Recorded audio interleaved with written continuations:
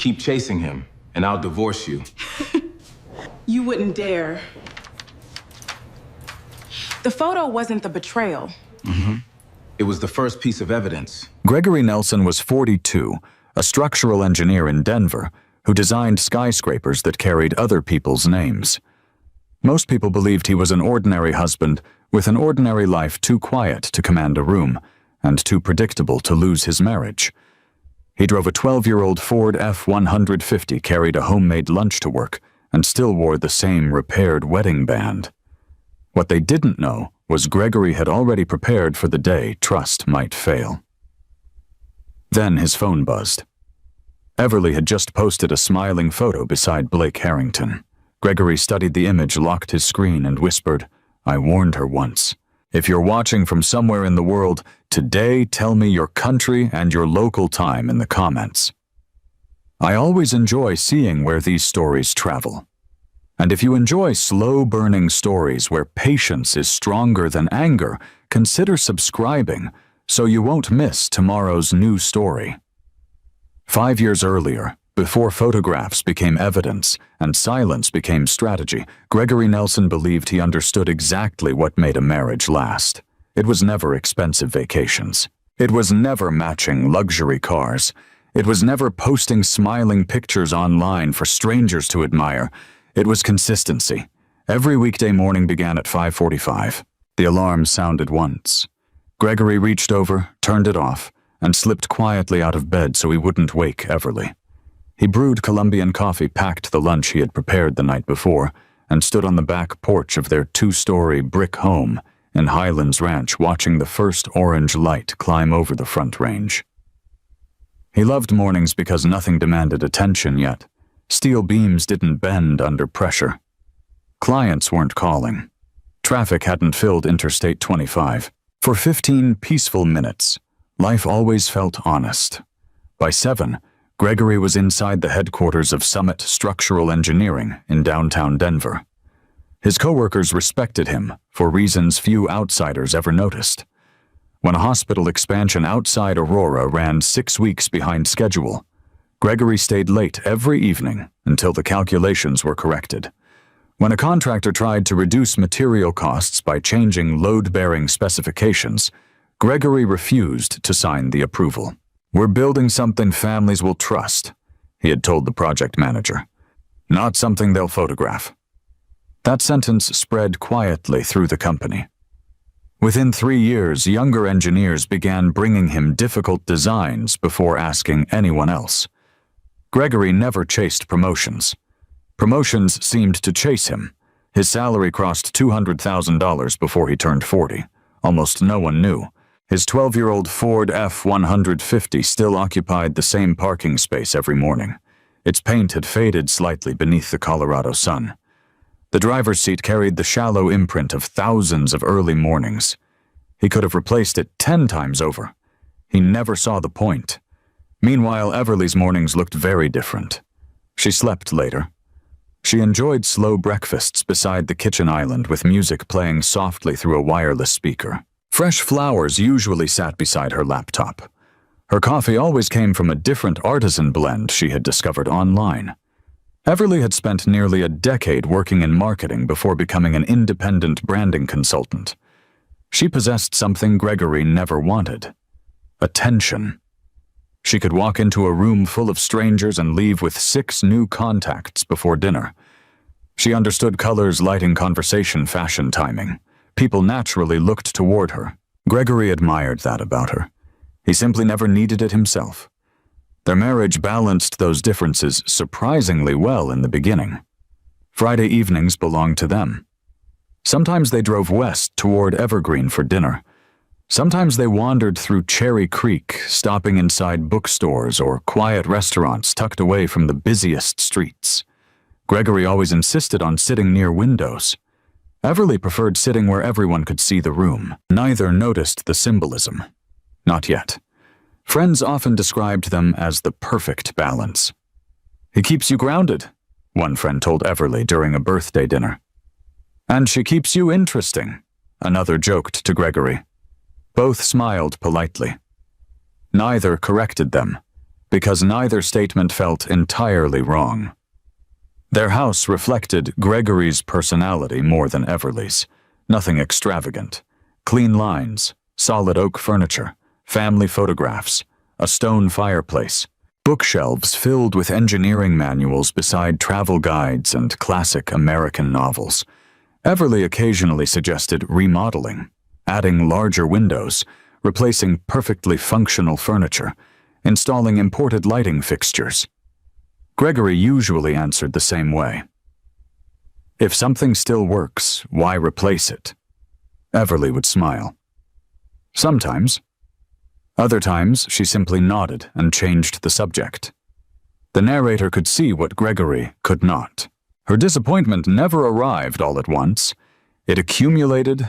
One elegant dinner, one luxury vacation someone else posted online, one magazine cover featuring another successful couple, one charity gala she attended without feeling important enough. Tiny moments, small comparisons, none seemed dangerous by themselves. Together, they quietly changed the way she looked at her own life. Denver's business community was surprisingly small. Successful names circulated constantly. Developers, investors, hospital executives, technology founders, commercial architects. One name appeared more frequently every month: Blake Harrington. His luxury real estate company had transformed several historic warehouses into multi-million-dollar lofts. Local business magazines featured him. Charity organizations invited him to every fundraising event. His interviews appeared across regional television networks. Photographs rarely showed him without perfectly tailored suits and expensive watches. People described him using predictable words: visionary, confident, magnetic. Gregory barely noticed. He flipped past those magazine articles while waiting in airport terminals. To him, another developer was simply another client someone else would eventually build for. Everly noticed every article. She admired Blake's confidence, his lifestyle, his polished public image. More importantly, years before meeting Gregory Blake and Everly had briefly been engaged. The relationship had ended before the wedding. Very few people still mentioned it. Gregory knew they had once dated. He never asked for details. The past belonged in the past. Or so he believed. One evening, they attended a fundraising banquet hosted by Children's Hospital Colorado. Gregory wore the same charcoal suit he had owned for 6 years. Everly appeared in a deep emerald dress that immediately drew compliments from nearly every woman in attendance.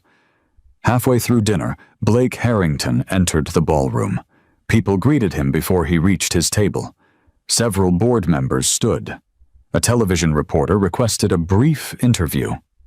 Everly's eyes followed him almost unconsciously. Gregory noticed, only because she stopped listening to the conversation beside her. "You know him?" Gregory asked quietly.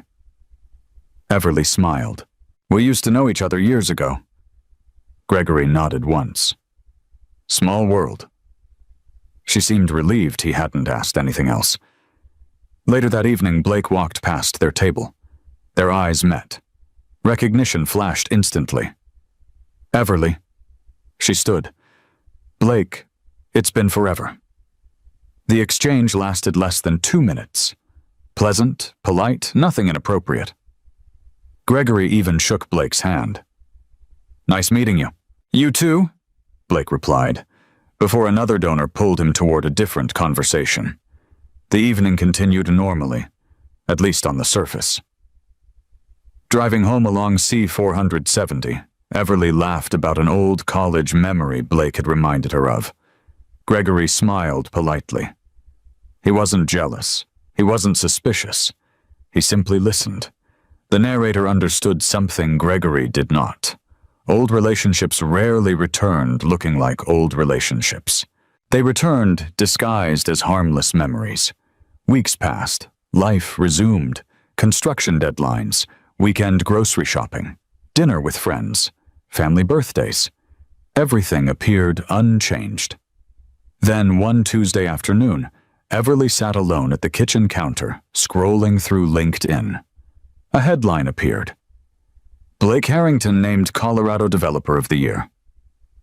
She opened the article, read every word, studied every photograph.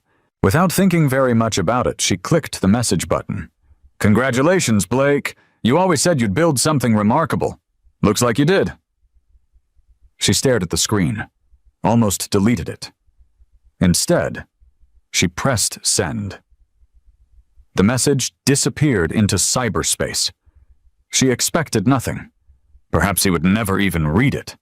She closed the laptop and began preparing dinner before Gregory came home. 43 minutes later, while chopping vegetables, her phone vibrated against the marble countertop.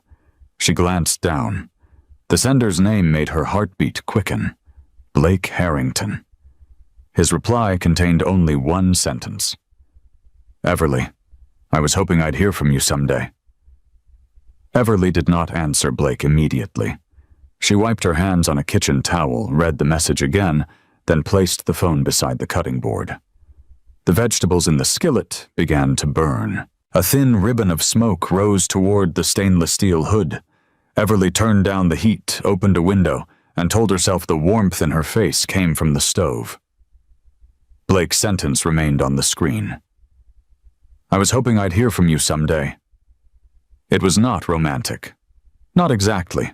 It could still be explained as nostalgia.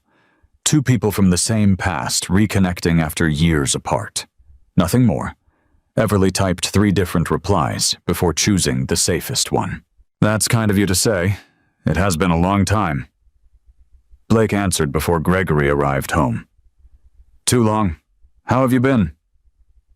The garage door opened at 6:18. Everly locked her phone and slipped it beneath a folded dish towel. Gregory entered through the mudroom carrying his laptop case and an empty stainless steel lunch container. The cold February air followed him inside. "Something burning?" he asked. "Just the peppers." He stepped toward the stove, lifted the pan, and moved it away from the hot burner. "They're fine." Everly watched him open the refrigerator and take out a bottle of sparkling water. He looked exactly as he had that morning. Blue dress shirt, sleeves rolled twice, dark trousers, a faint line across his forehead from spending hours under a hard hat. Nothing about him had changed. That suddenly felt like the problem. Dinner passed without tension. Gregory described a dispute involving a concrete supplier on the Aurora Hospital project. Everly nodded at the right moments. Her phone remained silent beneath the towel because she had placed it on Do Not Disturb.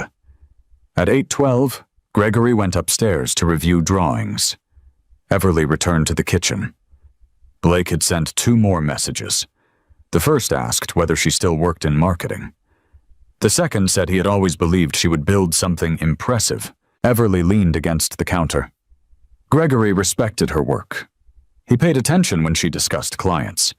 He had helped convert the spare bedroom into a home office and installed custom shelves himself. But Gregory's praise usually sounded practical. "You handled that well. Your campaign numbers look strong. That contract was worth negotiating." Blake's words felt different. They seemed to describe her as someone destined for more. She answered him. Their first conversation lasted 47 minutes. The next lasted 2 hours. Within a week, the messages had moved from LinkedIn to text. Everly told Gregory nothing. She did not think of the omission as a lie. Not at first. She considered it privacy, a harmless corner of her life that belonged only to her. Blake asked about college friends, old restaurants, trips they had once planned. He remembered the red scarf she wore during their first winter together. He remembered the song playing the night he proposed. He remembered that she hated cheap champagne and loved hotels with rooftop bars. Gregory remembered different things. Her preferred tire pressure. The date her car registration expired. The exact amount of cinnamon she wanted in her coffee. One man remembered the details of survival. The other remembered the details of a fantasy. Everly began carrying her phone from room to room. Gregory noticed because she had never done that before. She used to leave it charging beside the kitchen sink. Now it rested face down near her elbow during dinner. She took it into the laundry room. She carried it upstairs when she showered. He did not ask why. Observation came naturally to him. A structural engineer learned to respect small changes. A hairline crack did not mean a building would collapse, but it did mean the load had shifted. By March, Everly had purchased 3 new dresses. One arrived in a long white box from a boutique in Cherry Creek. Another cost $840. Gregory saw the transaction while reviewing their monthly credit card statement. He said nothing about the price. When the navy dress appeared on Friday evening, he looked up from his laptop. New client event. Everly adjusted one earring in the hallway mirror. Networking reception at the Crawford Hotel. Do you want me to come? She paused for less than a second. It's mostly marketing people. You'd be bored. Gregory closed the laptop. I've survived zoning commission meetings. I can survive marketing people. She laughed, but the sound came too quickly. Linda's going with me. Gregory nodded. All right, have a good time. Everly left at 6:40. At 7:05, Gregory received a text from Linda Monroe. It contained a photograph of her son, holding a science fair ribbon. Gregory studied the background. Linda was standing in her own kitchen wearing gray sweatpants. He read her message twice. Neither time did she mention the Crawford Hotel. Gregory set the phone down. He did not call Everly. He did not call Linda. He returned to the calculations on his screen, though he read the same column of numbers 4 times without understanding them. Everly came home shortly after midnight. Her perfume reached the bedroom before she did. Gregory was awake. How was the reception? He asked. Good, loud. Did Linda enjoy it? Everly removed her earrings with her back turned. She left early. Gregory watched her place the earrings inside the wrong drawer. It was a tiny mistake. Everly organized her jewelry carefully. She had separate velvet compartments for gold, silver, and gemstones. Gregory said only, I hope it was useful. She entered the bathroom and closed the door. The next morning, Gregory checked no messages and searched no photographs. He made coffee. He repaired a loose cabinet hinge. He drove to Home Depot for weather stripping. He behaved normally because he did not yet know what he was dealing with. Suspicion was not proof. And Gregory had never trusted conclusions built on incomplete information. Over the following weeks, Everly attended more events: a hospitality launch in Reno, a commercial development panel near Union Station, a private tasting at a steakhouse in Larimer Square. She returned home carrying expensive gift bags and stories with missing pieces. Blake's name appeared casually, never first, never often enough to sound deliberate. Blake's company sponsored the panel. Blake knew the owner. Blake introduced me to someone from Westfield Capital. Each mention was delivered while Everly was busy doing something else, checking email, removing makeup, pouring wine. Gregory listened. He remembered every one. Then she missed their anniversary dinner. Gregory had reserved a table at Flagstaff House in Boulder 6 weeks earlier. Their table overlooked the city lights. A bottle of Oregon Pinot waited unopened between 2 glasses. At 7:26, Everly texted. Client emergency. I'm so sorry. Can we reschedule? Gregory stared at the message. The waiter approached. Would you like another few minutes, sir?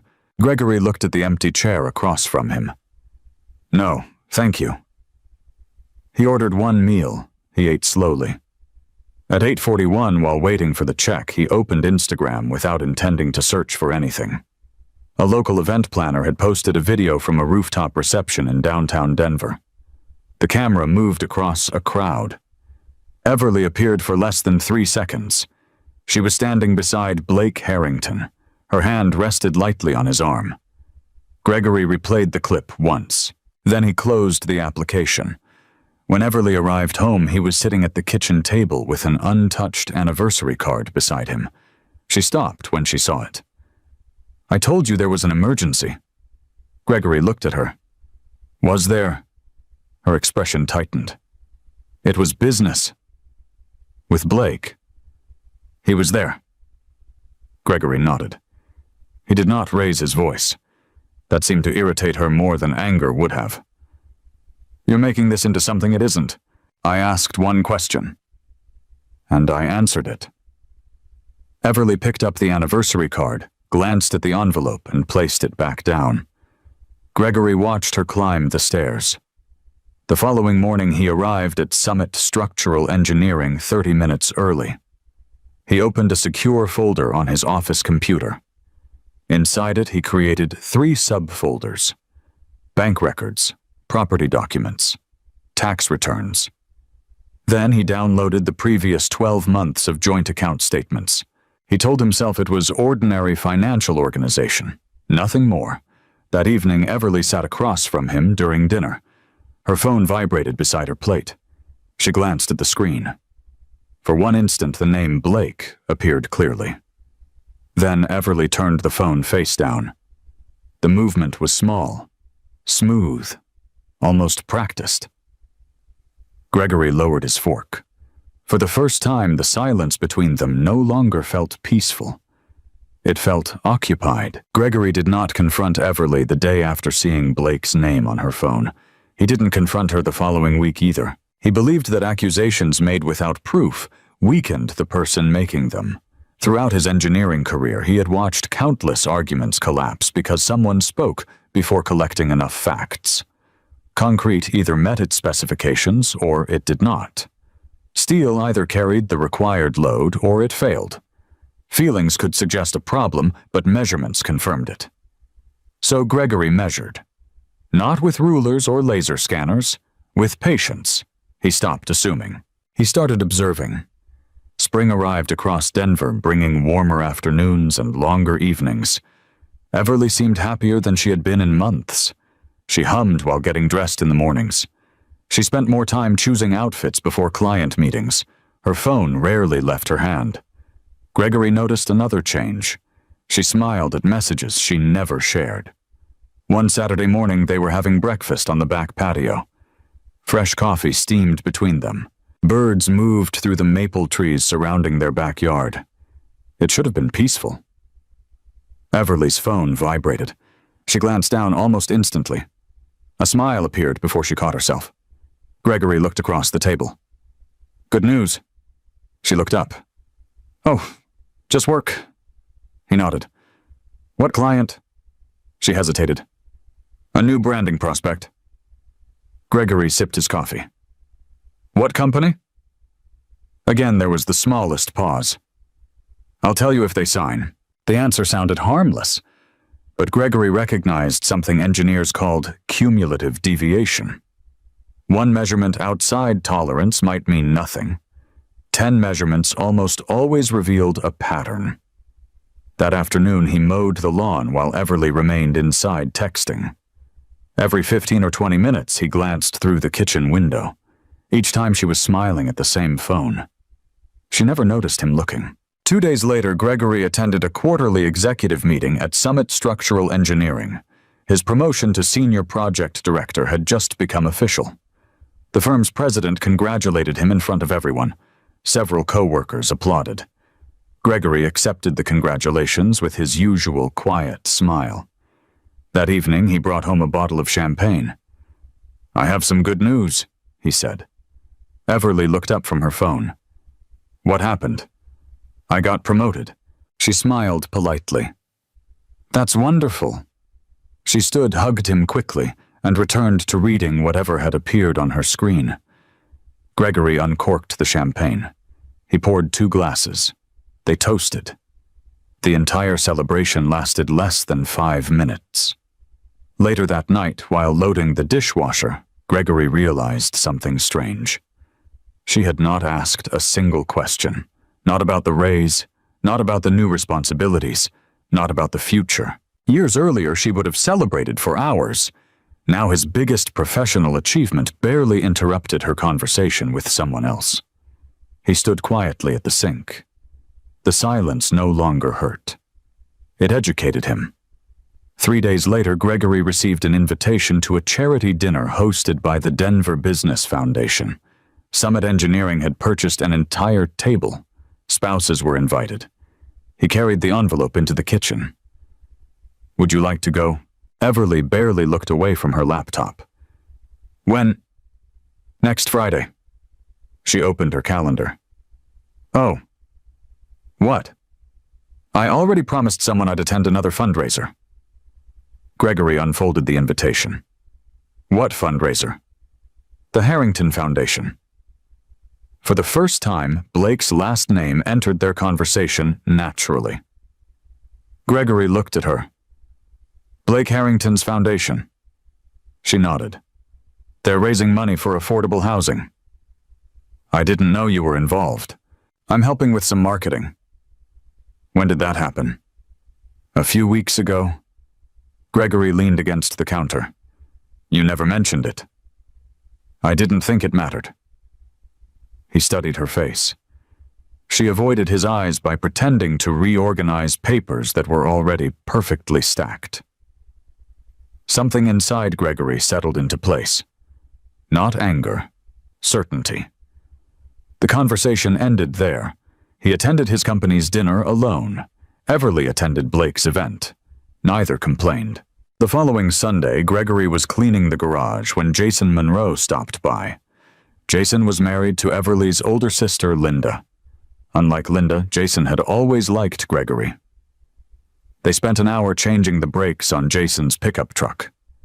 As they worked, Jason spoke carefully. "Can I ask you something?"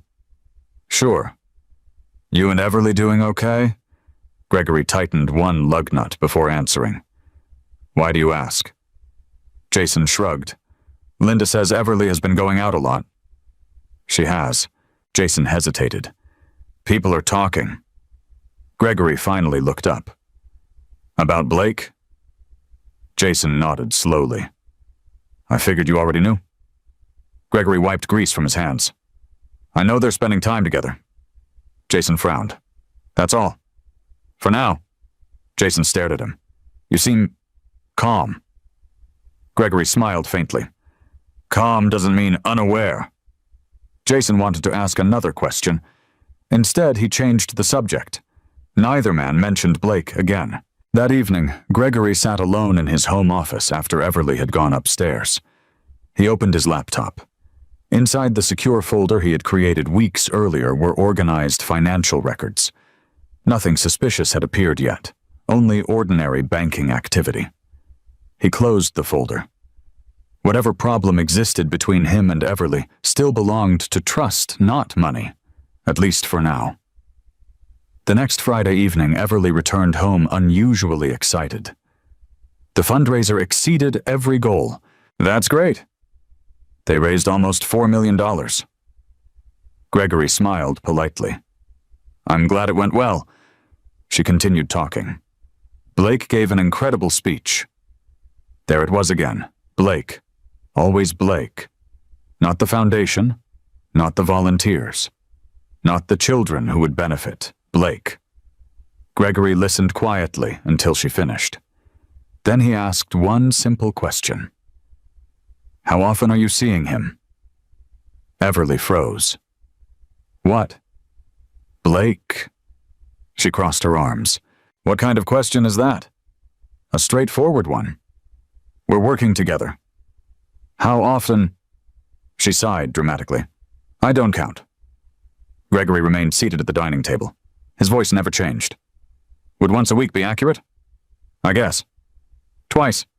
"Sometimes." "3 times." "Depends." He nodded once. "So quite a bit." She frowned. "You're starting to sound jealous." "No." "You are?" "I'm trying to understand." "There's nothing to understand." Gregory folded his hands. "Then help me." Everly laughed softly. "You've become paranoid." "I've become observant." "Oh, please." She rolled her eyes. "Blake is successful. We attend the same business events, that's it." Gregory watched her carefully. "Is that really all?" "Yes." "Then why do you hide your phone?" She stared at him. "I don't." "You do." "No, I don't." "You never used to." She looked away first. Gregory noticed. Engineers often watched bridges during windstorms, not because the entire structure moved, because tiny movements revealed larger forces underneath. The room grew silent. Finally, Gregory stood. He walked to the kitchen window overlooking the backyard. His reflection appeared in the glass. A middle-aged man, broad shoulders, graying hair beginning near his temples. Someone who had spent 2 decades solving difficult problems without raising his voice. He turned around. When he spoke, every word was measured. "I want you to listen carefully." Everly folded her arms tighter. "I'm listening? If you're rebuilding a friendship with Blake, tell me. I don't owe you explanations. If you're developing feelings for him, tell me." She laughed. "This is ridiculous." Gregory took one slow breath. "I'm only going to say this once." Everly smirked. "Go ahead." His eyes never left hers. "Keep chasing him." He paused just long enough for the room to become perfectly still. And I'll divorce you." For 2 full seconds, neither of them moved. Then Everly burst into laughter. Not nervous laughter, mocking laughter. She leaned against the kitchen island as though he had told the funniest joke she had heard all month. "You," she said between laughs. "You'd divorce me," Gregory answered quietly. "Yes." She shook her head. "You don't have the courage." "I do." "No." She smiled with complete confidence. "You need me too much." Gregory did not respond. Everly stepped closer. "You'll cool off tomorrow." "I won't." "You always forgive." "I always believed you."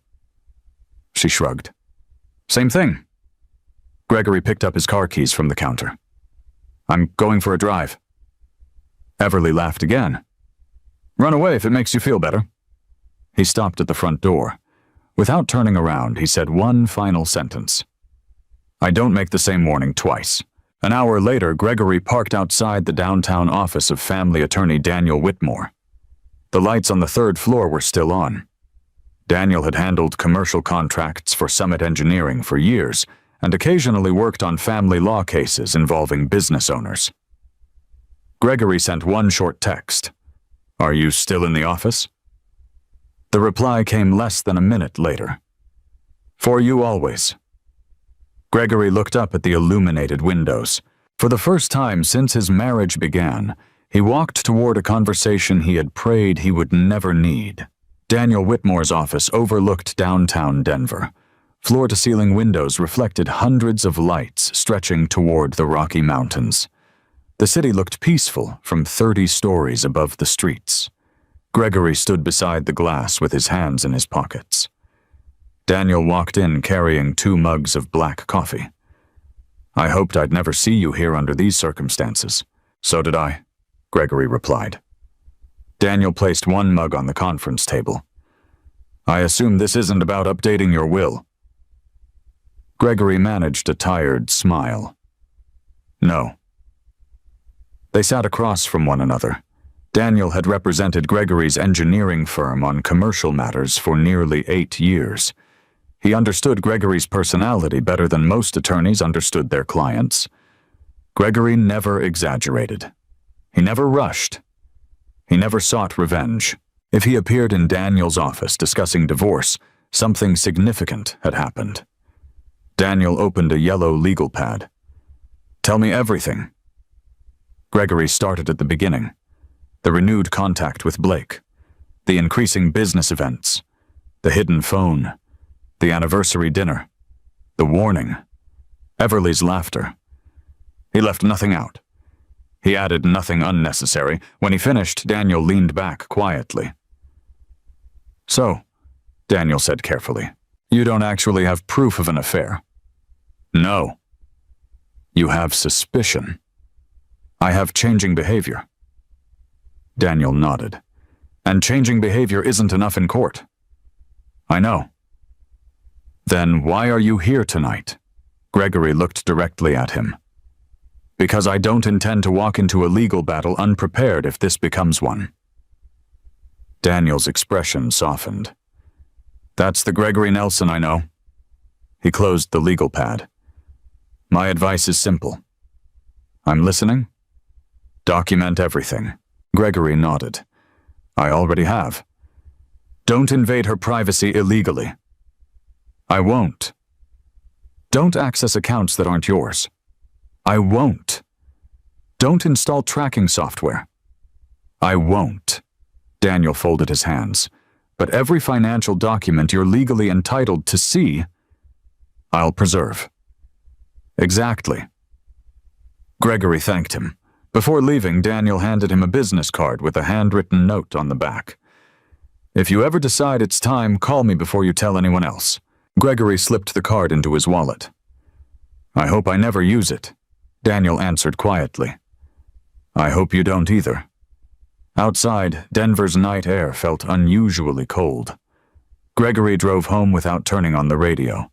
When he entered the house after 11, Everly was asleep, or pretending to be. Her phone rested beneath her pillow. Gregory noticed it immediately. He quietly changed clothes and lay down beside her without saying a word. Neither of them slept well. 2 weeks later, Denver's social calendar centered around one of the city's largest annual charity galas, the Black Tie Children's Hope. Gala attracted executives, developers, politicians, athletes, and nearly every recognizable business leader in Colorado. Summit Engineering purchased a corporate table every year. So did Harrington Development. Gregory received the invitation. Everly received one separately through Blake's foundation. When Gregory asked whether they should attend together, Everly answered while applying makeup. I already promised Blake I'd help coordinate arrivals. Gregory looked at her reflection in the mirror. So we're attending separately? Yes. She spoke as though the arrangement were perfectly normal. Gregory simply nodded. The gala filled the grand ballroom of the Brown Palace Hotel. Crystal chandeliers illuminated hundreds of guests. Champagne glasses reflected warm, golden light. A string quartet played near the staircase. Gregory spent the first hour discussing hospital construction projects with healthcare executives. He smiled. He shook hands. He answered questions. No one would have guessed he was quietly watching the room. Everly entered almost 40 minutes later.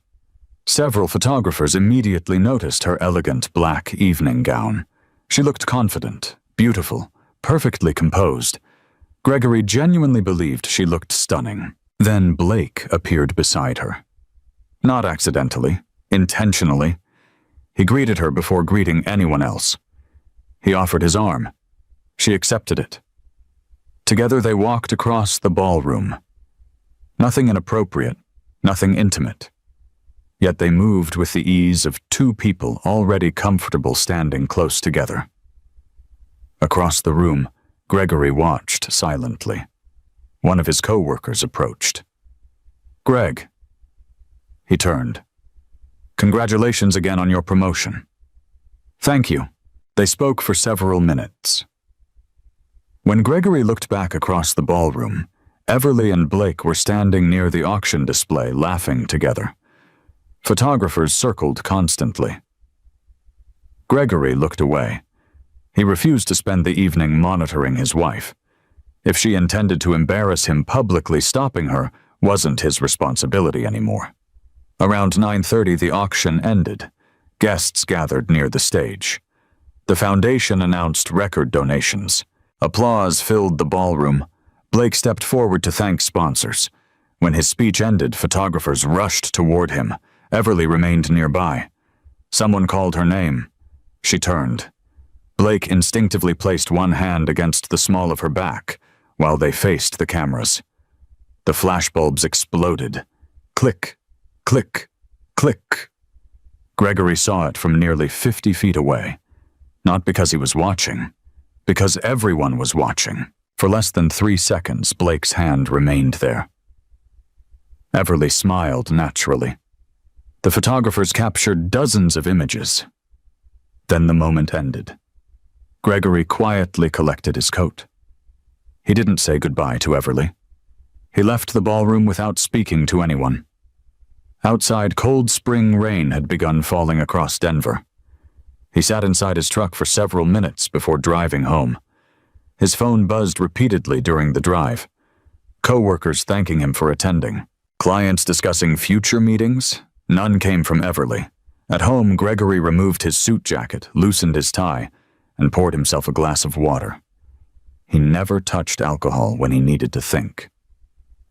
At 12:18 a.m., Everly walked through the front door.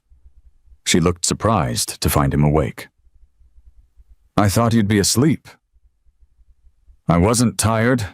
She placed her purse on the kitchen island. "The gala went well?" "So I heard." She hesitated. "Did you leave early?" "Yes." "You didn't tell me." "You seemed busy." Everly studied him. "Are you upset?" Gregory answered honestly. "No." That single word unsettled her more than an argument would have. She expected anger. She expected accusations. Instead, she found complete emotional restraint. "I can explain. I didn't ask. It wasn't what it looked like." Gregory looked directly at her. "What exactly did it look like?" She opened her mouth, closed it, then sighed. "It doesn't matter." "No," Gregory agreed. "It doesn't." He walked upstairs. Everly remained standing alone in the kitchen. The next morning, Denver woke to something entirely different. The photographs had been published, not in newspapers, online, business magazines, local society pages, Instagram, LinkedIn, Facebook. The image spread quickly because Blake Harrington attracted attention wherever he appeared. One photograph appeared everywhere. Blake smiling confidently, Everly standing beside him, his hand resting gently against her back. Her eyes fixed on him instead of the camera. The caption read, "Denver's favorite power duo helping transform the future of children's healthcare." Thousands of people saw it. Hundreds commented. Many assumed they were a couple. Some even congratulated them. Gregory never commented. He never called anyone. He never asked Everly to remove the picture. Instead, he sat quietly in his home office on Saturday morning. The image remained open on one monitor. His banking website occupied another. He began reviewing transactions with unusual attention, not because of the photograph itself, because something about Everly's growing confidence bothered him. People hiding guilt often behaved cautiously. People convinced they would never face consequences behaved carelessly. Gregory wondered which kind of person his wife had become. He downloaded 6 additional months of joint bank statements. Then he compared credit card charges against checking account transfers. Nothing obvious appeared. Restaurant bills, travel expenses, online shopping, charity donations. Then one payment caught his attention. $48,000, transferred from one of their joint investment accounts. The transaction description read, "Authorized capital allocation." Gregory frowned. He didn't remember authorizing any capital allocation. He opened another document. The transfer had occurred 3 weeks earlier, on a Tuesday, during working hours. His electronic approval appeared beside Everly's. Gregory stared at the screen. Something felt wrong. His signature looked correct. Almost. Yet not entirely. He enlarged the authorization page. The digital timestamp showed approval at 2:17 p.m. Gregory opened his company calendar. At exactly 2:17 p.m. that day, he had been presenting structural revisions inside a secure conference room at Children's Hospital. His phone had remained powered off for nearly 2 hours. He couldn't possibly have signed anything electronically. He checked again. The signature looked like his. The timing did not. Gregory leaned back slowly. For the first time since Blake had re-entered their lives, the problem no longer appeared limited to emotions. Money had entered the picture, and money always left records. He quietly created a new folder inside the secure directory on his computer. He named it with two simple words: financial evidence. Then he copied the transfer documents into it. Without realizing it, Everly had just given Gregory something far more dangerous than a viral photograph. She had given him a question that could be answered with facts. Gregory stared at the transfer authorization for nearly 10 minutes. The amount itself was alarming. $48,000 was not enough to ruin them financially, but it was large enough that neither of them would normally move it without a conversation. What disturbed him far more was the electronic approval. The signature looked authentic. The timestamp did not. Gregory enlarged the document again. Every curve of the digital signature resembled his own. Someone unfamiliar with his handwriting would never question it. Someone unfamiliar with his schedule would never notice anything unusual. But Gregory remembered exactly where he had been. The Children's Hospital expansion project had entered its final structural review. Every phone belonging to the engineering team had remained outside the secure conference room to comply with hospital cybersecurity policy. He could not have approved anything electronically, not at 2:17 that afternoon. He printed the authorization. Then he compared it with another approval he had signed months earlier. They appeared nearly identical, almost too identical. Gregory frowned. His real digital signatures were never perfectly consistent. Nobody's were. Tiny pressure differences, cursor movements, and timing always produced slight variations. The two signatures looked as though one had been copied.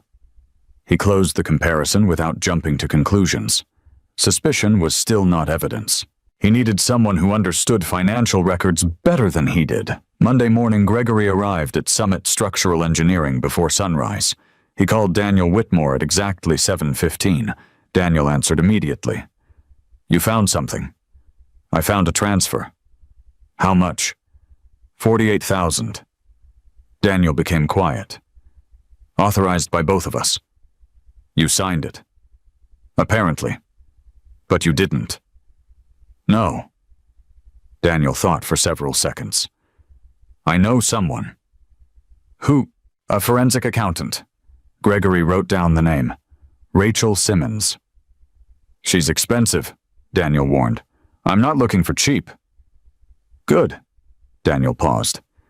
"If this turns out to be nothing, she'll tell you. And if it isn't nothing, she'll find what everyone else misses." Gregory scheduled an appointment for Wednesday afternoon. Rachel Simmons operated a small forensic accounting practice inside an unremarkable office building in Cherry Creek. There were no marble floors, no luxury furniture, only shelves filled with binders and two enormous computer monitors displaying spreadsheets. Rachel herself looked younger than Gregory expected. She appeared to be in her late 30s. Dark hair tied neatly behind her head. Simple navy blazer. No jewelry except a wedding ring.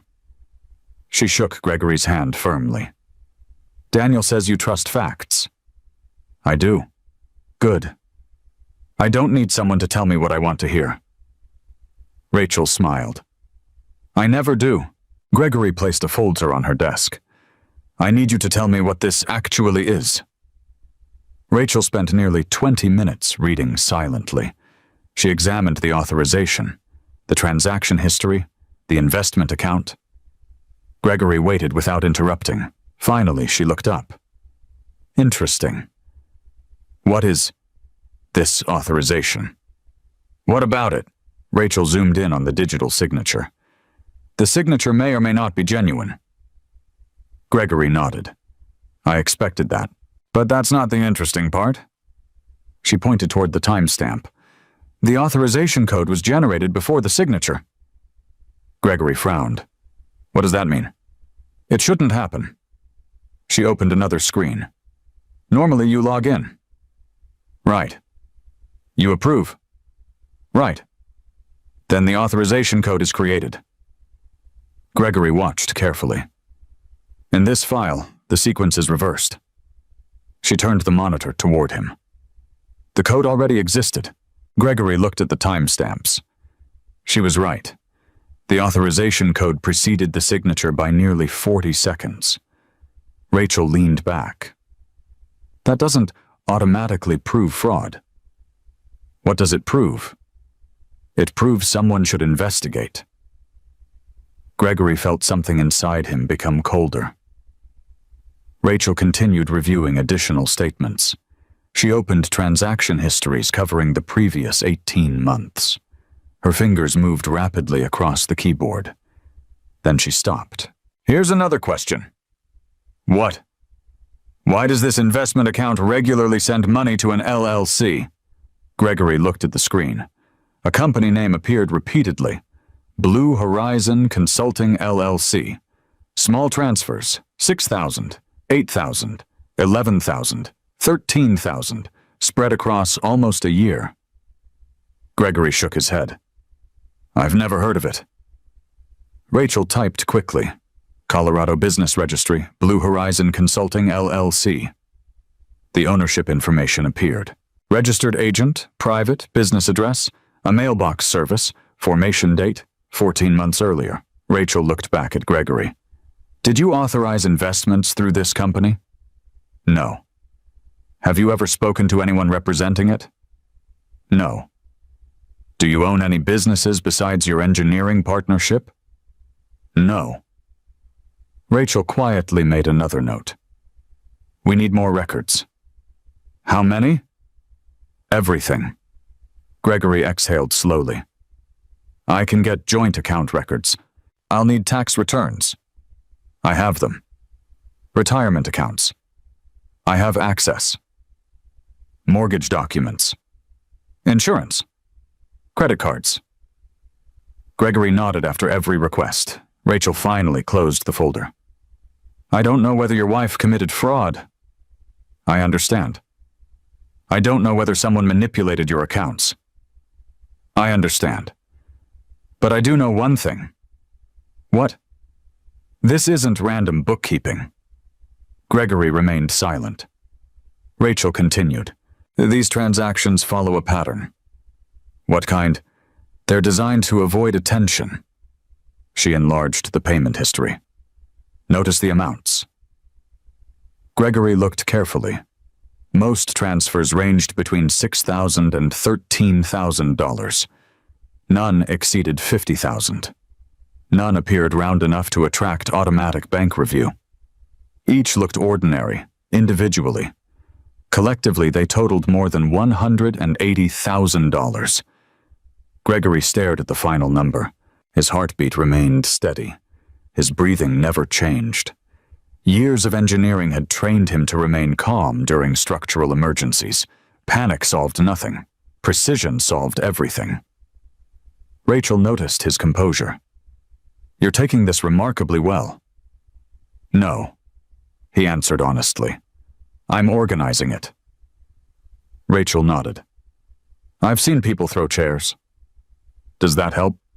Never. Gregory almost smiled. Before leaving, Rachel handed him a checklist. I don't want your wife to know we're working together. She won't. If she changes passwords, I'll document it. If records disappear, I'll document that too. Rachel extended her hand. We're not trying to prove anyone guilty. I know. We're trying to find the truth. Gregory shook her hand. Exactly. Driving home, Gregory replayed every conversation he had shared with Everly over the previous year. Nothing about Blue Horizon Consulting had ever come up. No investment opportunity, no consulting contract, no discussion of outside business. Nothing. The omission itself became another piece of evidence.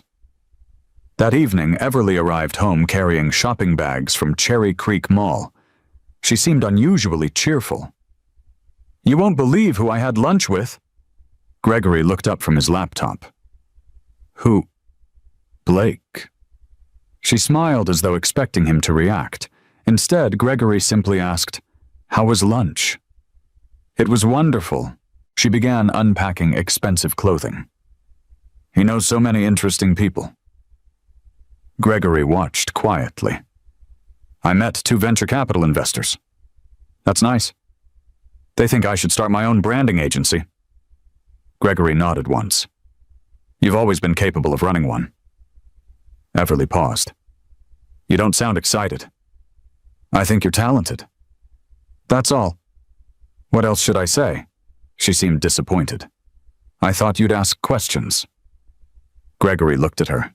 I've learned people usually volunteer what they most want others to know. She laughed uncertainly.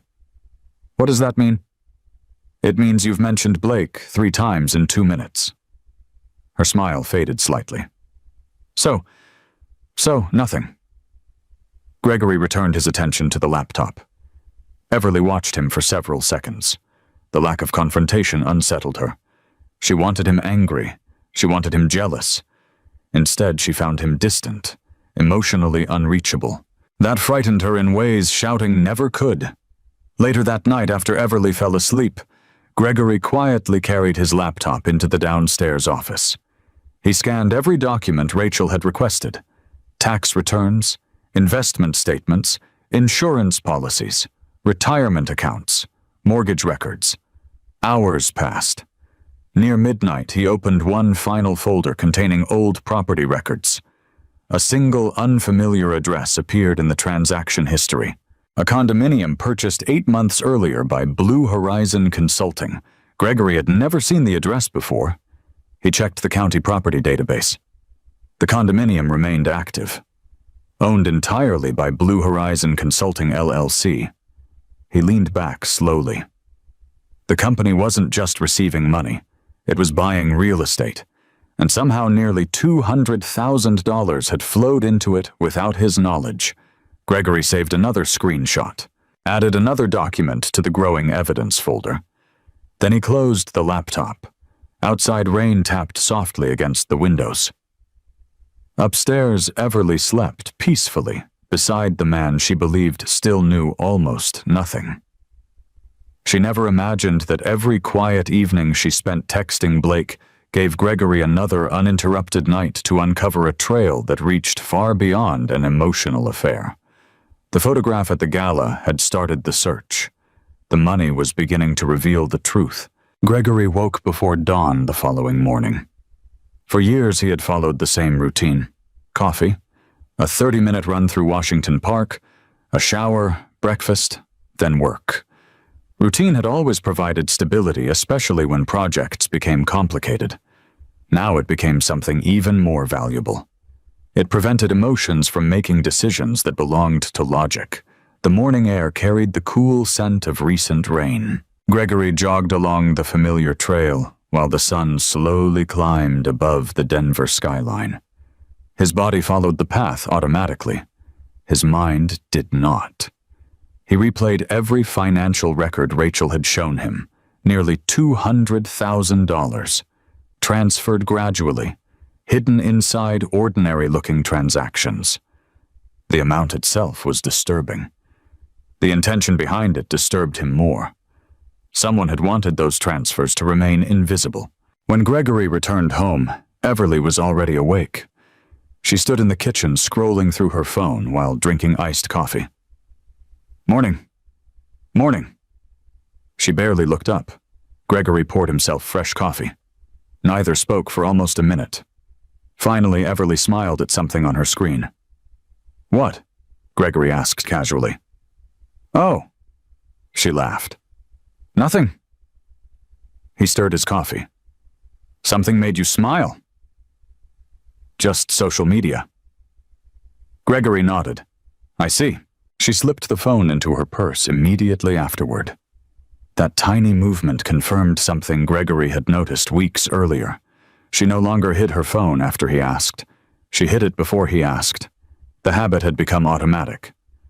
That afternoon, Gregory received a call from Rachel. I found something else. When? Can you come by after work? I'll be there. Rachel already had several documents spread across her desk when Gregory arrived. I requested publicly available corporate filings. She pointed toward Blue Horizon Consulting. The company officially describes itself as a branding and investment consulting firm. Gregory waited. There's almost no business activity. What does that mean?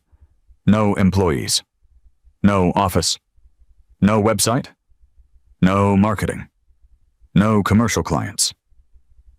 Gregory looked puzzled. So what does it actually do? Rachel slid another document across the table. It buys property. Gregory examined the paperwork. One condominium, then another, then a parking garage investment. Everything purchased within the past year, all through Blue Horizon Consulting. Rachel folded her hands. Companies like this exist. They're legal. Absolutely. So, what's the problem? The funding. She highlighted several incoming deposits.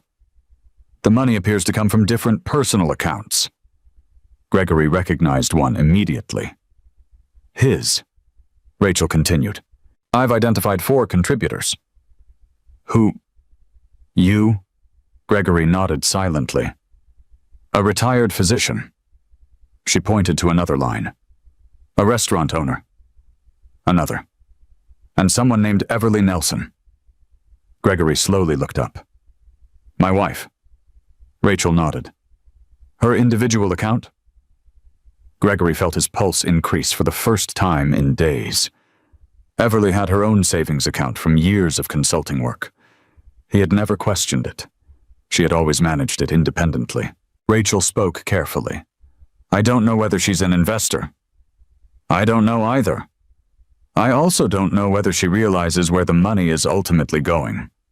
Gregory considered that possibility. Could Everly herself be manipulated? Could Blake have convinced her these were legitimate investments? It was possible. Gregory wanted it to be true. Rachel interrupted his thoughts. There's another name. She rotated the monitor.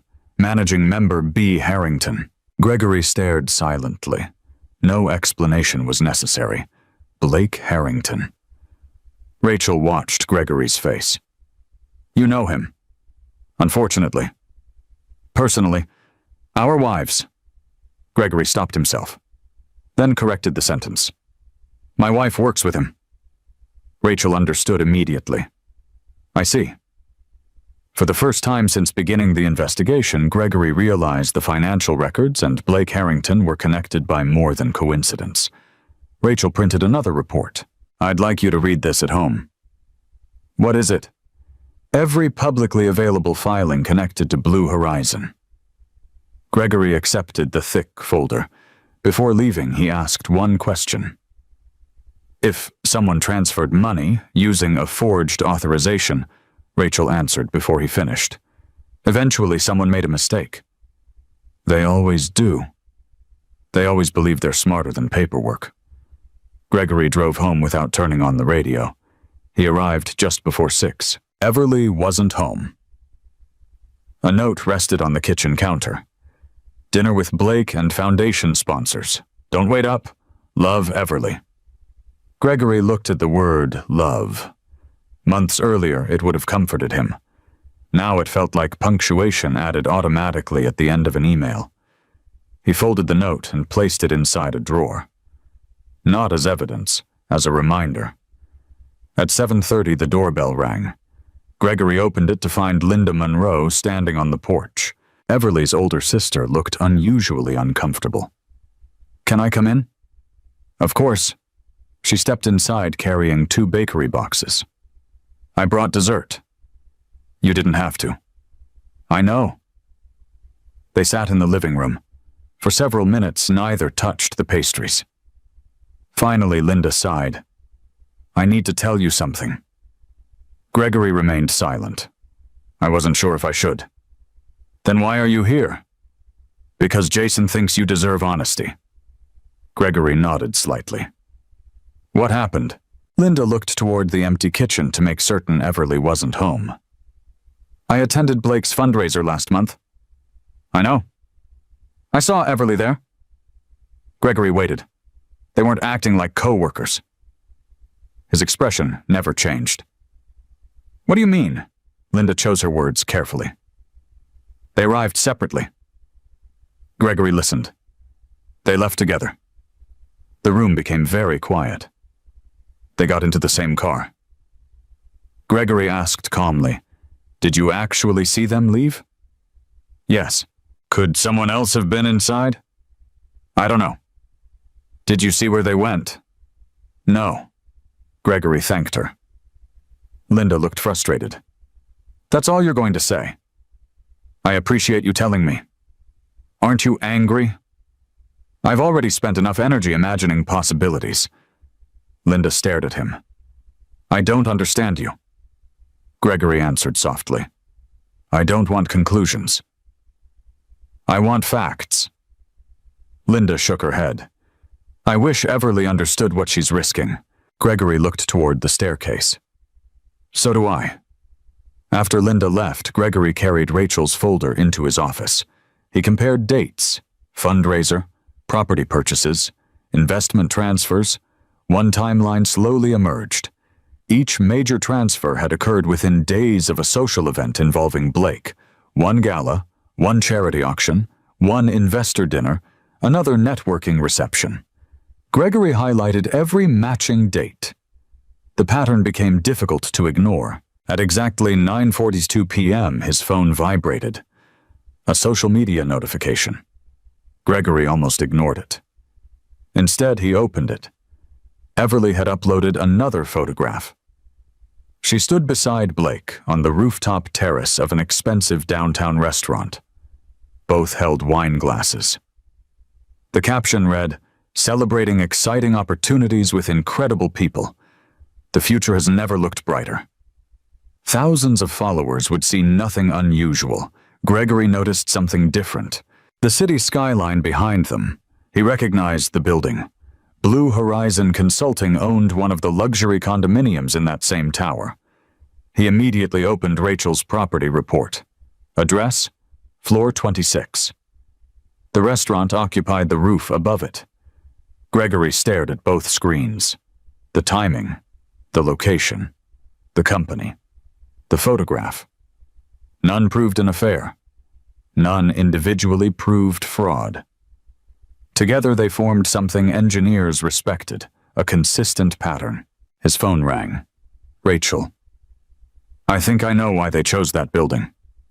What did you find? I finally identified the mailbox service. Gregory listened carefully. It isn't just a mailbox. What is it? The registered business address shares the same commercial complex as the condominium. Gregory closed his eyes for a brief moment. So the office may not exist at all. Rachel paused. But the condominium certainly does. Gregory walked towards the window overlooking his dark backyard. What should I do? Rachel answered immediately. Nothing. He frowned. Nothing? Keep watching. Why? People who think they're winning become careless. Gregory remembered Everly's laughter after his warning. You don't have the courage. You need me too much. For the first time, Gregory understood something she did not. She believed he was watching her. In reality, he had begun watching the evidence, and evidence never laughed. It simply waited for someone patient enough to read it correctly. Gregory closed the blinds, locked the office door, and added another folder to his growing archive. He titled it with the address of the luxury condominium. Somewhere inside that building, he suspected the truth was no longer hiding. It was simply waiting for the right person to open the correct door. Gregory did not visit the condominium. The temptation crossed his mind exactly once. He imagined driving downtown, waiting outside the building, watching who entered and who left. The idea disappeared as quickly as it came. Surveillance produced assumptions. Documentation produced evidence. He preferred evidence. The following Thursday, Daniel Whitmore called just after lunch. Rachel updated me. Gregory closed the engineering drawings spread across his desk. She found more. I know. You've stayed calm. I don't see another option. Daniel laughed quietly. Most clients say that before doing something emotional. I'm not most clients. No, Daniel agreed. You're not. There was a brief silence. Then Daniel's voice became more serious. I want you to start preparing for the possibility that this marriage cannot be repaired. Gregory looked through his office window toward the construction site across the street. I've considered that. Considering isn't preparing. What do you recommend? A complete inventory. Gregory picked up a pen. Go on. Every bank account, he wrote. Every investment. Another note. Every retirement fund. He continued writing. Insurance policies. Houses. Vehicles. Business interests. Digital assets. Daniel paused. If divorce becomes necessary, organization saves months. Gregory nodded, although Daniel could not see him. I'll begin tonight. After work, Gregory drove to a small office supply store instead of heading home. He purchased 6 heavy binders, hundreds of divider tabs, plastic document sleeves, permanent markers. When he reached home, Everly had not yet arrived. The quiet house gave him exactly what he needed. Time. He transformed the downstairs office into something resembling an engineering archive. Binder 1, financial accounts. Binder 2, property records. Binder 3, tax documents. Binder 4, insurance. Binder 5, communications. Binder 6, evidence timeline. Each document received a date. Each page received a reference number. Every transaction was indexed. Years spent managing multi-million-dollar engineering projects had taught Gregory one lesson. Complex problems became manageable when organized correctly. By midnight, the office shelves looked less like a home workspace and more like a legal preparation room. Gregory leaned back in his chair. He did not feel victorious. He felt ready. The front door opened shortly after midnight. Everly entered quietly, believing Gregory was asleep. Instead, she found light beneath the office door. She knocked softly. You still awake? Yes. She stepped inside. For a brief moment, she froze. The binders, the organized folders, stacks of paperwork. What are you doing? Gregory answered honestly. Organizing our finances? She looked around the room. Why? I realized we haven't reviewed everything together in years. Everly forced a smile. You're becoming obsessed with paperwork. I've always liked paperwork. She laughed awkwardly. I suppose that's true. Her eyes lingered on one binder. Property records. Gregory noticed. So, she asked carefully. Anything interesting? A few things. His calm response made her noticeably uncomfortable. What kind of things? I'm still reviewing. She hesitated. Need any help? Gregory looked at her for several seconds. No. I've got it. She nodded. Okay. She left the room. Gregory heard the bedroom door close upstairs. Only then did he reopen the property records. The next morning, Rachel called again. I received another document. From where? County records. What did you find? The condominium. Gregory listened carefully. The purchase wasn't financed. What do you mean it was paid entirely in cash? Gregory frowned. How much? $920,000. He nearly repeated the number. Instead, he asked, who paid Blue Horizon Consulting? All of it. Every dollar. Gregory performed the math mentally. The transfers he had identified explained only a fraction of that amount. There must be other investors, Rachel agreed, or other funding sources. Gregory added another note to his growing list. Unknown investors. Unknown funding. Cash purchase. The investigation was becoming larger than his marriage. Friday evening, Summit Engineering hosted a dinner honoring the completion of a municipal bridge project. Gregory attended alone. Several colleagues asked where Everly was. Busy. That single word ended every conversation. Toward the end of the evening, Gregory noticed someone familiar walking toward him. Michael Reeves, Blake Harrington's attorney. The two men had met briefly years earlier during commercial negotiations. Gregory. Michael. They shook hands. I hear your bridge project finished ahead of schedule. It did. Congratulations. Thank you. Neither man mentioned Blake. Instead, they discussed construction contracts and commercial development. Just before leaving, Michael casually remarked, "Blake speaks highly of your wife." Gregory maintained the same neutral expression. "I'm sure he does." Michael smiled politely. "They seem to work well together." "I've heard." The attorney studied Gregory for a moment, perhaps expecting irritation. Instead, he found none. Gregory wished him a pleasant evening and walked away. Inside, however, one question immediately formed. Why would Blake's attorney intentionally mention Everly coincidence or calculation? Saturday afternoon, Gregory visited his parents. His father, Richard Nelson, had retired after 40 years as a civil engineer. His mother, Helen, prepared lunch while father and son worked together repairing a fence. Neither mentioned Everly until the project was finished. Richard wiped sweat from his forehead. "You've been quieter lately." Gregory nodded. "I know." "Marriage?" Gregory looked across the backyard. "Yes." Richard remained silent. After several moments, he said quietly, "When your mother and I struggled years ago." Gregory listened.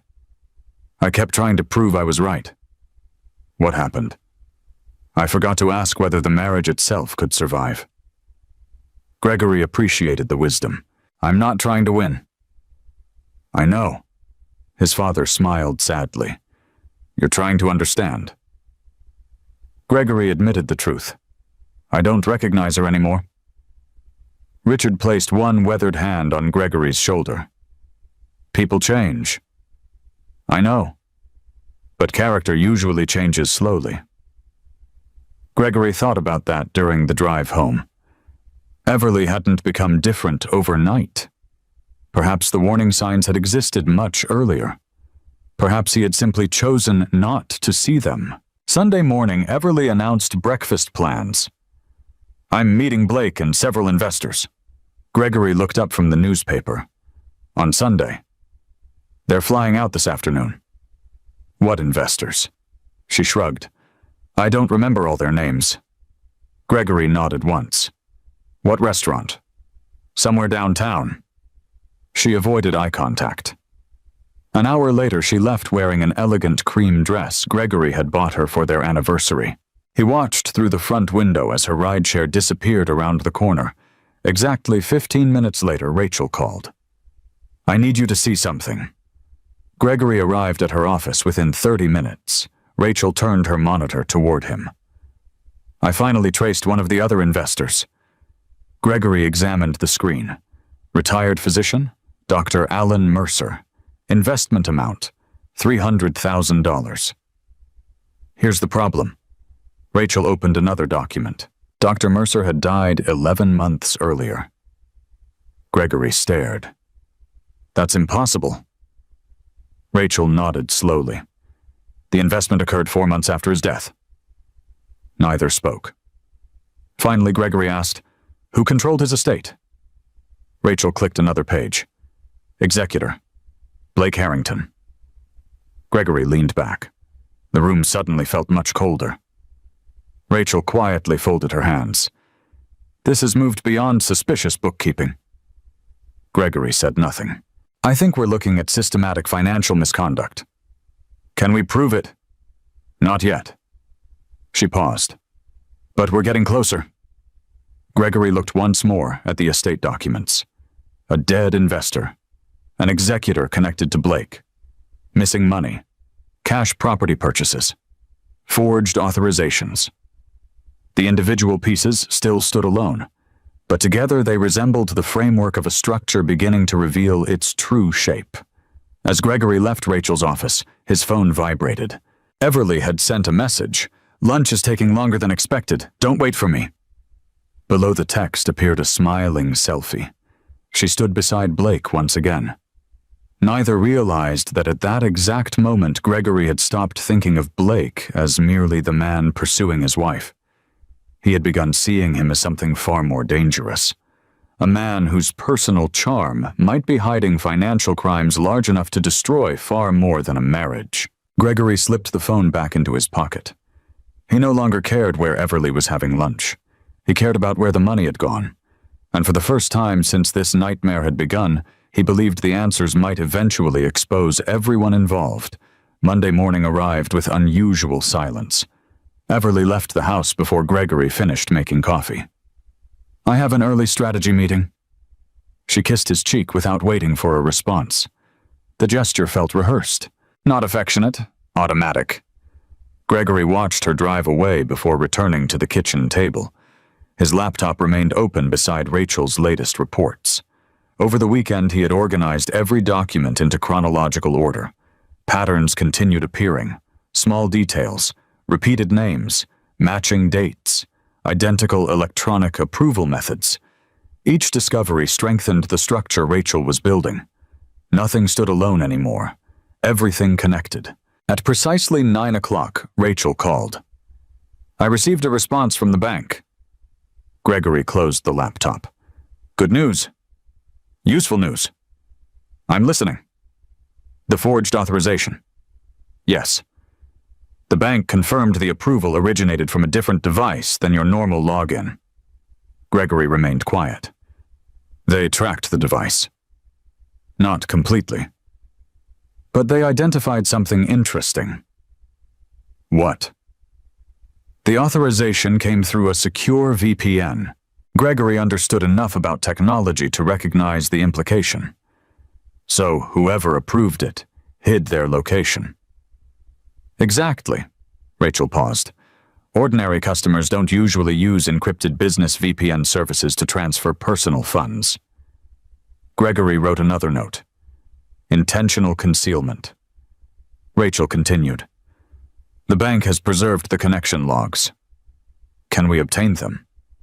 "Eventually." "With a subpoena?" "Exactly." Gregory thanked her before ending the call. For the first time, an independent institution had confirmed something objective. The authorization had not simply looked suspicious, it had originated through methods designed to hide its source. Late that afternoon, Gregory attended a structural inspection outside Boulder. The project required nearly 3 hours on site. His phone remained inside the truck for most of the afternoon. When he finally checked it, 12 notifications waited. 11 were routine emails. The 12th came from Linda. "Call me, it's important." Gregory dialed immediately. Linda answered after the first ring. "Where are you?" "Driving back." "I just saw something." "What happened?" "I don't think you should hear it from someone else." Gregory pulled into a parking area beside the highway. "I'm listening." Linda hesitated. "Everly attended another charity event today." "I know she had meetings." "It wasn't a meeting." Gregory waited. "They had photographers." His voice remained calm. "And they took pictures." Gregory closed his eyes briefly. "What kind of pictures?" "I'll send one." His phone vibrated seconds later. Gregory opened the image. For several moments, he simply stared. The photograph differed completely from every previous image. In earlier posts, Everly and Blake had stood beside each other, smiling, professional, respectable. This time, Blake's arm rested comfortably around Everly's waist. Not accidentally, not momentarily. His hand held her naturally, as though they had posed together many times before. Everly leaned toward him instead of away. Their expressions were relaxed, comfortable, intimate. The background banner displayed the logo of Blake Harrington Development Group. Guests applauded behind them. Neither appeared aware of anyone else. Gregory enlarged the image, then enlarged it again. His attention did not remain on their faces. It settled on Everly's left hand. She still wore her wedding ring. He whispered quietly to himself. "You kept the ring." Not because she respected the marriage, because it completed the appearance she wanted people to believe. Linda's voice returned through the phone. "Gregory, I'm here. I'm sorry. You don't need to apologize. I thought maybe you already knew. I know enough. Linda spoke carefully. Jason thinks you should confront her. Gregory looked at the photograph one final time. No. Why not? Because confrontation won't change facts. He ended the call. For nearly 15 minutes, Gregory remained parked beside the highway. The photograph rested on his phone screen.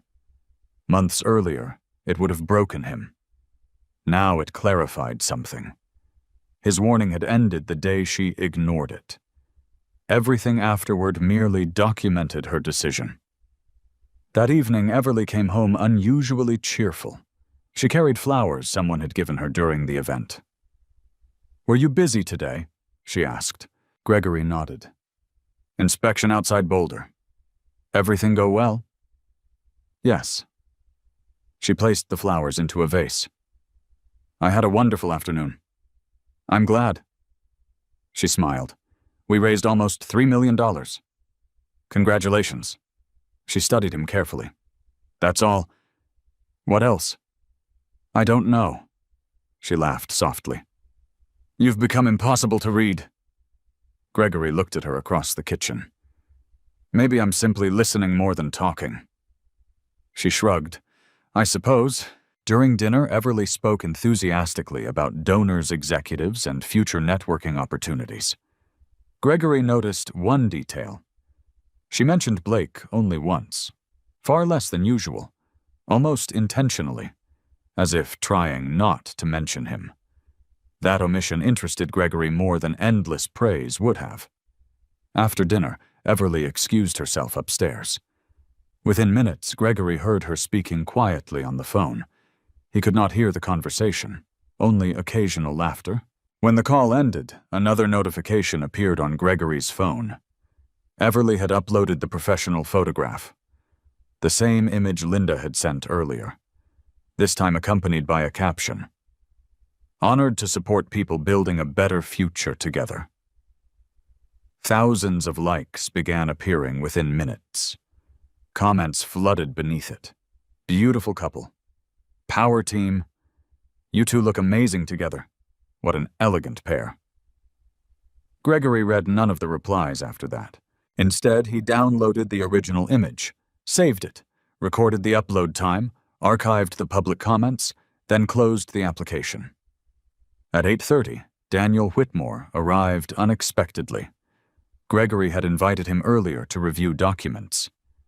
The attorney walked into the office downstairs and stopped immediately. The room looked even more organized than before. Evidence binders filled an entire bookshelf. Timeline charts covered one wall. Colored tabs marked every transaction. Daniel slowly smiled. You built a case? I built an index. Daniel examined the newest photograph. So this is the one. Gregory nodded. It's different. Yes.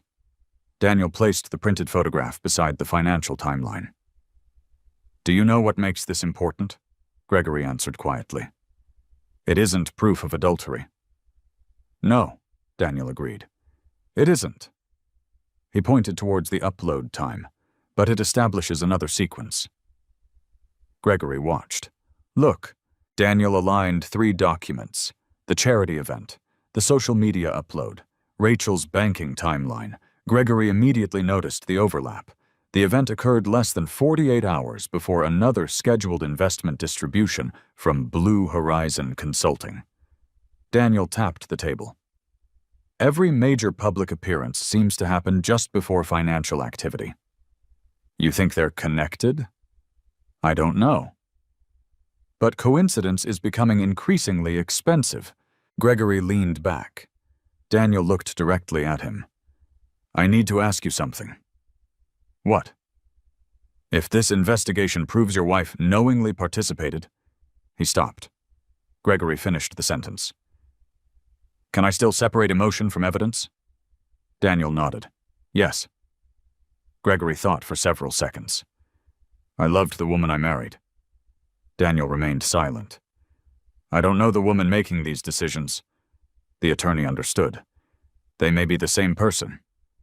Maybe, Gregory answered honestly. Or maybe I refused to notice who she had always been. After Daniel left, Gregory remained alone downstairs. The house was quiet. Everly had already gone to bed. Gregory removed the wedding photograph from the bookshelf beside his desk. It showed two smiling people beginning a future together. He placed it beside the newest charity photograph. The contrast was painful, not because Blake stood in the second picture, because Gregory could no longer recognize the expression on Everly's face. She looked happier in the recent photograph than she had in months at home. He stared at both images for a long time. Then he carefully returned the wedding photograph to its frame. The charity photograph, however, went into binder 6, Evidence Timeline. He labeled the plastic sleeve with one sentence: Second public photograph, violation of final warning. Gregory closed the binder slowly. No anger remained, no jealousy, only certainty. The first photograph had convinced him the marriage was dying. The second photograph convinced him it was already over. Now all that remained was determining how much damage had been hidden behind the smiles that the entire world admired. The next morning, Gregory filed the photograph without hesitation. Months earlier, every new image had felt like another wound. Now each one became another numbered exhibit.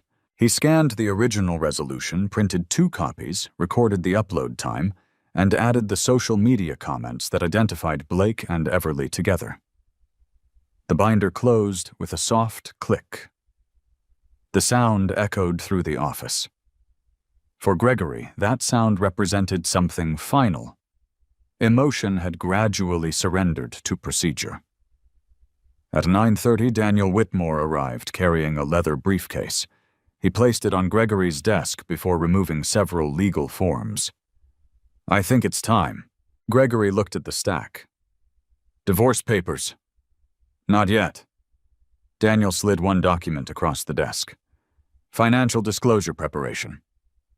Gregory began reading. If reconciliation somehow becomes possible, nothing leaves this office. And if it doesn't, Daniel answered calmly, then you're already months ahead instead of months behind. Gregory signed several authorization forms, allowing Daniel to obtain additional financial records if necessary. When he finished, Daniel leaned back. I need to ask something difficult. Gregory waited. If Everly walked through that door right now and admitted everything. He paused. Would you forgive her? Gregory did not answer immediately.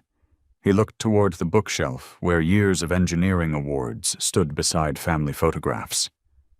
I could forgive the lies. Daniel remained silent. I don't know whether I could trust her again. There is a difference. Yes, Gregory nodded. A very large difference. Daniel packed the documents. Trust is usually what courts cannot restore. After the attorney left, Gregory returned to work. For several hours he reviewed engineering plans without thinking about Blake Everly or Blue Horizon. The concentration felt refreshing. Steel behaved predictably. Concrete obeyed mathematics. Buildings never pretended to be something they were not. People did. Near lunchtime, his assistant knocked on the office door. Gregory. Yes. A visitor is asking for you. Who? She looked uncertain. Mr. Blake Harrington. Gregory slowly stood. I'll meet him. Blake waited in the reception area wearing a tailored navy suit. He smiled confidently when Gregory approached. Good to see you. Gregory extended his hand. You too. Neither man revealed what they truly thought. Blake glanced around. I was nearby. I had a meeting. I thought I'd stop in. Gregory nodded politely. Would you like coffee? No, thanks. They sat in a small conference room overlooking downtown Denver. For several moments, the conversation remained entirely professional. Construction, commercial development, economic forecasts. Finally, Blake smiled. Everly speaks very highly of you. Gregory met his eyes. Does she? All the time. I wasn't aware. Blake laughed. She says you're the most dependable man she's ever known. Gregory noticed something peculiar. Blake never once referred to Everly as Gregory's wife, only by her first name. The omission was subtle, perhaps intentional, perhaps unconscious. Gregory decided to test something. She enjoys working with you. Blake nodded confidently. We understand each other. I'm sure. There it was again, not guilt, comfort. The confidence of someone who believed every situation remained under control. Blake eventually stood. I won't keep you. They shook hands once more. As Blake reached the door, he turned. You should come to one of our fundraising events sometime. Gregory smiled politely. Maybe. After Blake left, Gregory remained standing beside the conference table. The visit made little practical sense. Developers did not usually stop by engineering firms for casual conversations, especially without appointments. The meeting had served another purpose. Blake wanted to observe him, to measure him. Gregory realized he had probably been evaluated during those 15 minutes just as carefully as he had evaluated Blake. That evening, Rachel called. I've been thinking. About what? Blake's company. Gregory listened. If they're using deceased investors, we don't know that. Not yet. She corrected herself. But if they are, someone inside a state administration would have noticed. Gregory frowned. So either... The paperwork looked legitimate. Or someone else approved it.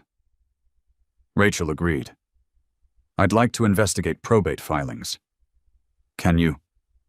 Public records. Gregory nodded. Do it. Hours later, Everly arrived home carrying shopping bags. I found something for you. She handed Gregory a neatly wrapped box. He looked surprised. What's the occasion? She smiled. No occasion. Gregory opened the package. Inside rested an expensive leather briefcase. Italian-made, elegant, far more expensive than anything he would have purchased himself. It's beautiful. I'm glad you like it. He examined it carefully. How much did this cost? She waved away the question. It was on sale. Gregory had heard that answer before. He quietly thanked her. While Everly unpacked groceries, Gregory searched for the manufacturer's price online. Nearly $2,200. Far beyond anything Everly would have considered on sale. He opened their shared credit card statements. Nothing. He checked their checking account. Nothing. He searched recent transactions. Still nothing. The briefcase had not been purchased using any account he could access. Another question joined the growing list. Who had paid for it? During dinner, Gregory decided to ask directly. It's a generous gift. You deserve it. Where did you buy it? A boutique downtown. Cash. She hesitated almost imperceptibly. Yes. From your savings? Mostly. Gregory nodded. I appreciate it. The conversation ended there. Later that night, after Everly fell asleep, Gregory carried the briefcase downstairs. He inspected every compartment, nothing unusual, until he reached the inside pocket. A folded receipt remained tucked beneath the lining. Gregory carefully unfolded it. The purchase price matched the online listing. $2,185. Payment method, corporate account, customer, Blue Horizon Consulting. Gregory stared silently. The receipt had not been intended for him. Someone had accidentally left it inside, or forgotten to remove it. Either way, it answered one question while creating several more. Why would Blake's company purchase Gregory's gift? He photographed the receipt immediately, then sealed it inside a plastic evidence sleeve. At 8 the following morning, Rachel arrived unexpectedly at Gregory's office. Without greeting, she placed another document beside the receipt. I think these belong together. Gregory examined the page. corporate expense reimbursement, Blue Horizon Consulting, item description, executive client relations gift, amount, $2,185, approved by B. Harrington. Gregory looked up slowly. The exact amount. Rachel nodded. The exact amount. Neither spoke for several seconds. Finally, Gregory asked, "Can they explain this as a business gift?" "Possibly. But to whom?" She pointed toward another field. Recipient name. The space had been left blank. Rachel folded her arms. "Someone forgot to finish the paperwork." Gregory looked once more at the expensive briefcase resting beside the documents. He had accepted it, believing it came from his wife. Instead, it appeared to have come from the very company under investigation. Rachel quietly observed him. "What are you thinking?" Gregory answered without emotion. "If Blake bought the briefcase," Rachel waited, "then the gift wasn't for me." She understood immediately. It was meant to influence someone. Gregory nodded. Or to hide who was really paying. He closed the evidence sleeve.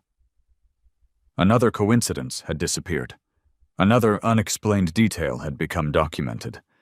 The silence surrounding the marriage was ending, not because Gregory intended to accuse anyone, but because the evidence had begun speaking loudly enough that it no longer required his voice. And once evidence began telling its own story, even the most convincing lies rarely survived for very long. 3 days later, Gregory received the official notice. The civil court had approved Daniel Whitmore's request for limited discovery related to several disputed financial transactions. It was only the beginning. Not a trial. Not even a formal accusation. Simply authorization to obtain documents that private citizens could not access on their own. Daniel placed the court order on Gregory's desk. "This changes everything." Gregory read every page carefully. "What happens now?"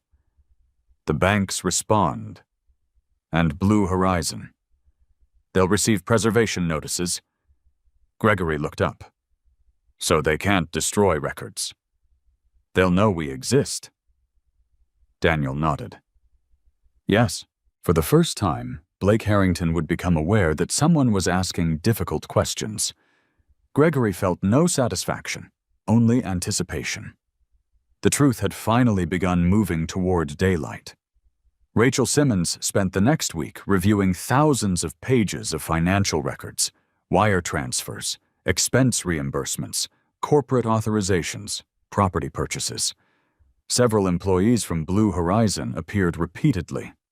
One name, however, appeared more often than the others: Melissa Grant, Chief Financial Officer. Rachel highlighted every document bearing Melissa's electronic approval. Patterns emerged immediately. She called Gregory late Friday afternoon. "I need to show you something." Within an hour, Gregory sat across from Rachel inside her office. She spread 6 documents across the conference table. "Look at the timestamps." Gregory leaned forward. Every authorization occurred late at night, between 11:30 and 1:15 in the morning. "That's unusual." Rachel nodded. "Now look at these." She placed another group beside the first. Corporate calendar entries, charity galas, investor dinners, award ceremonies. Gregory compared the dates. "They match." "Exactly." Rachel folded her hands. "Every questionable financial authorization happened while Blake attended public events." Gregory frowned. "So everyone assumed he couldn't have approved them?" Rachel smiled slightly. "That's probably the idea. If he was photographed at a ballroom, then nobody questions documents approved from somewhere else." Gregory slowly understood. An alibi. Built through publicity? The glamorous events served more than networking. They established public timelines. Daniel arrived 20 minutes later. Rachel explained her findings without interruption. The attorney listened carefully before asking one question. "Could someone else have accessed Blake's credentials?" Rachel nodded. Possible. Likely. I don't know yet. Daniel looked toward Gregory. This is why assumptions are dangerous. Gregory agreed. We follow evidence, not theories. Rachel turned another page. There is something else.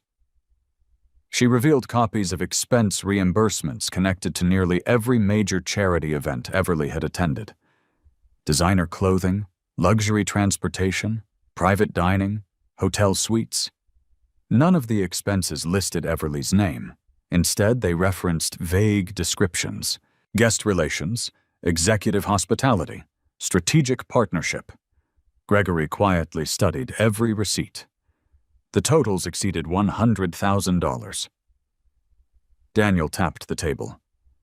If these expenses benefited specific individuals, they should have names. Rachel finished the sentence. They don't. Saturday morning, Gregory visited his parents again. This time his mother immediately noticed the fatigue in his face. You aren't sleeping. I sleep enough. Richard smiled knowingly. Engineers always answer like that. Helen placed fresh coffee on the table. Has anything improved? Gregory considered lying. Instead, he answered honestly. No. His mother reached across the table and gently squeezed his hand. You've already made your decision. He nodded. I think so. Richard asked quietly. Does she know? No? Why not? Gregory looked through the kitchen window. Because the investigation isn't finished. His father frowned. Investigation. Gregory carefully explained everything. Not every detail. Only enough to help them understand. When he finished, silence filled the room. Finally, Richard spoke. This stopped being only about marriage a long time ago. Gregory nodded. Yes. Helen looked heartbroken. I remember your wedding. So do I. You both looked so happy. Gregory smiled sadly. We were. Sunday afternoon, Everly suggested spending time together. We haven't gone anywhere in weeks. Gregory looked up from his book. What did you have in mind? Maybe dinner. He studied her expression. For the first time in months, she genuinely appeared uncertain, not confident, not distracted, almost nervous. I'd like that. She smiled with visible relief. They chose a quiet Italian restaurant neither had visited in years. The evening felt strangely familiar. Conversation remained easy. They discussed Gregory's latest bridge project. Everly described several charity initiatives. For nearly an hour, neither mentioned Blake, nor divorce, nor money. When dessert arrived, Everly suddenly asked, Are you happy? Gregory considered the question.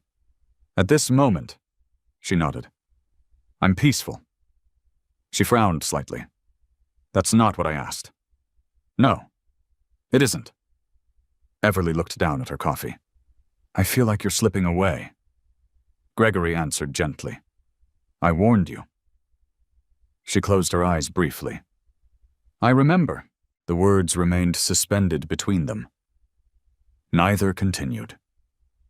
On the drive home, Everly reached across the center console and rested her hand lightly on Gregory's. He did not pull away. Neither did he hold it. The gesture remained unanswered. Monday morning, Daniel called before 8. They responded. Who? The bank. Gregory immediately left for Daniel's office. Inside the conference room, several boxes waited. Official records, certified copies, electronic logs. Daniel opened the first container. The subpoena worked. Rachel joined them minutes later. Together, the three spent hours reviewing documents. Most confirmed what they already suspected. Then, Rachel stopped turning pages. I found it. Gregory looked over. What? The login certificate. She held up a printed authentication record. The disputed authorization had indeed originated through Blake Harrington's executive credentials, but another field attracted her attention. Secondary approval. Required. Completed by Melissa Grant. Rachel looked toward Daniel. Dual authorization. Daniel nodded slowly. So Blake couldn't complete it alone. Rachel continued reading. The transaction required 2 executive approvals. Gregory remained silent. Meaning either Blake and Melissa had both approved it, or someone possessed access to both executive accounts. Daniel leaned back. This just became much bigger. Rachel reached into another folder. And there's more. She produced security access logs from Blue Horizon headquarters, building entry records, keycard timestamps, executive floor access. The disputed authorization occurred at 12:14 a.m. Melissa's keycard entered the executive office at 11:52 p.m. She left at 12:31 a.m. Blake's keycard never entered the building that night. Gregory slowly processed the information. So Blake's credentials approved the transfer. Rachel nodded. Without Blake entering the office. Daniel spoke quietly. Unless someone else used his credentials. Rachel looked thoughtful. Or unless remote authorization was possible. Gregory stared at the timeline. For months, every clue had pointed directly toward Blake. Now the evidence introduced another possibility.